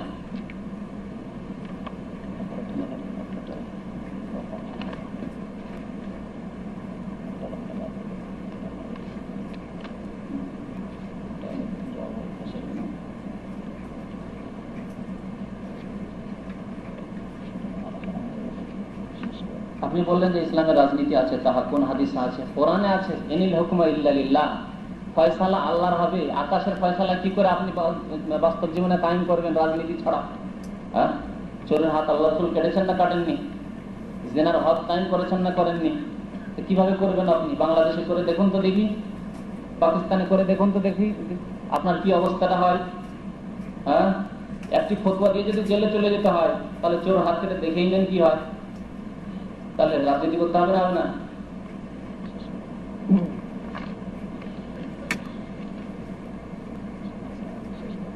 সাল্লাল্লাহু আলাইহি ওয়া মুহাম্মদ ওয়া আলিহি ওয়া সাহবিহি। আলহামদুলিল্লাহ, আপনারা দীর্ঘক্ষণ যাবৎ আমাদের সম্মানিত মেহমান কেরাম ভাই মতিউর রহমানের কাছ থেকে মূল্যবান বক্তব্য শুনলেন। যে জিনিসটি নিয়ে আমাদের হয়তো অনেকের অস্পষ্ট ছিল, তো আরো অনেক প্রশ্ন ছিল আপনাদের, সময়ের অভাব, আবার আপনাদের আগামীকালকে ডিউটি রয়েছে। তো ইনশাল্লাহ যে সমস্ত প্রশ্ন আছে আমি থাকবো ইনশাল্লাহ, এখানে আমাদের সাপ্তাহিক অনুষ্ঠান হয়, সেখানে উত্তর দিব। যারা প্রশ্ন করেছেন আমার কাছে ব্যক্তিগতভাবেও জেনে নিতে পারেন। তো যাই হোক, আমরা আলোচনা আর দীর্ঘায়িত করতে চাচ্ছি না। আল্লাহ রাব্বুল আলামিনের কাছে আমরা প্রার্থনা করব যে আমাদেরকে যাতে সঠিকভাবে নবী মুহাম্মদুর রাসূলুল্লাহ সাল্লাল্লাহু আলাইহি ওয়াসাল্লামের সেই প্রতিষ্ঠিত দিনের উপর আমাদেরকে প্রতিষ্ঠিত করে, সেই তৌফিক যেন আল্লাহ রাব্বুল আলামিন আমাদেরকে দান করেন। এবং এই মাজলিসের বিনিময়ে আল্লাহ রাব্বুল আলামিন আমাদের কবর থেকে শুরু করে জান্নাতে পৌঁছা পর্যন্ত সর্ব অবস্থায় নাজাতের ওসিলা যেন বানায় দেন। সকলেই বলুন আল্লাহুম্মা আমিন। এবং আমাদের ভাই যে কষ্ট করে এখানে এসেছেন, এই জন্য তাকে আমরা মোবারকবাদ জানাই। এবং ভবিষ্যতে আগামীতে আরো আমরা তার কাছ থেকে দিনের আলোচনা শোনার জন্য আহ্বান রাখবো। এবং আপনারা যারা দীর্ঘক্ষণ কষ্ট করে এই আলোচনা শুনলেন, আপনাদের সবার কৃতজ্ঞতা করতেছি এবং আল্লাহ রাব্বুল আলামিনের কাছে এর নেকি বা আজর যাতে আপনাদের সকলের আমলনামায় এবং আমাদের আমলনামায় লিখে দেন। সবাই আল্লাহুম্মা আমিন। এবং আমাদের সবাইকে এই প্রবাস জীবনে যাবতীয় আপদ বিপদ থেকে যাতে হেফাজত করেন। সবাই আল্লাহুম্মা আমিন। আর বিশেষ একটি ঘোষণা, সেটা হচ্ছে আগামী কালকে যে আমাদের সাপ্তাহিক প্রোগ্রাম হয়, সেটা আগামী কালকে হবে না, ইনশাআল্লাহ আগামী সপ্তাহে আবার নিয়মিত প্রোগ্রাম চালু হবে। আর বিশেষ করে আমাদের শেখ মতিউর রহমান ভাই, উনি কিছু দাম্মাম থেকে বই নিয়ে এসেছেন। নামাজের মাসলা মাসাইলের ব্যাপারে গুরুত্বপূর্ণ বই। আপনারা সবাই সবাই হয়তো সম্ভব হবে না, কিছু 20-25টা আছে, 20 কপি আছে। তো এই বইটি আপনার 10 রিয়াল করে দাম। এই বইটি খুবই জরুরি। আমরা এই যে প্রশ্ন করি ভিতর নামাজ কিভাবে পড়বো, এই কিভাবে পড়বো, অনেক সময় জানার পরেও প্রশ্ন করি। তো এই বইয়ে দলিল সম্মত মানে দলিল সহকারে বলে দেওয়া হয়েছে এবং কিভাবে নামাজ পড়বেন না পড়বেন সব বর্ণনা করে দেওয়া হয়েছে। বইটি সবার জন্য খুবই অতি প্রয়োজন।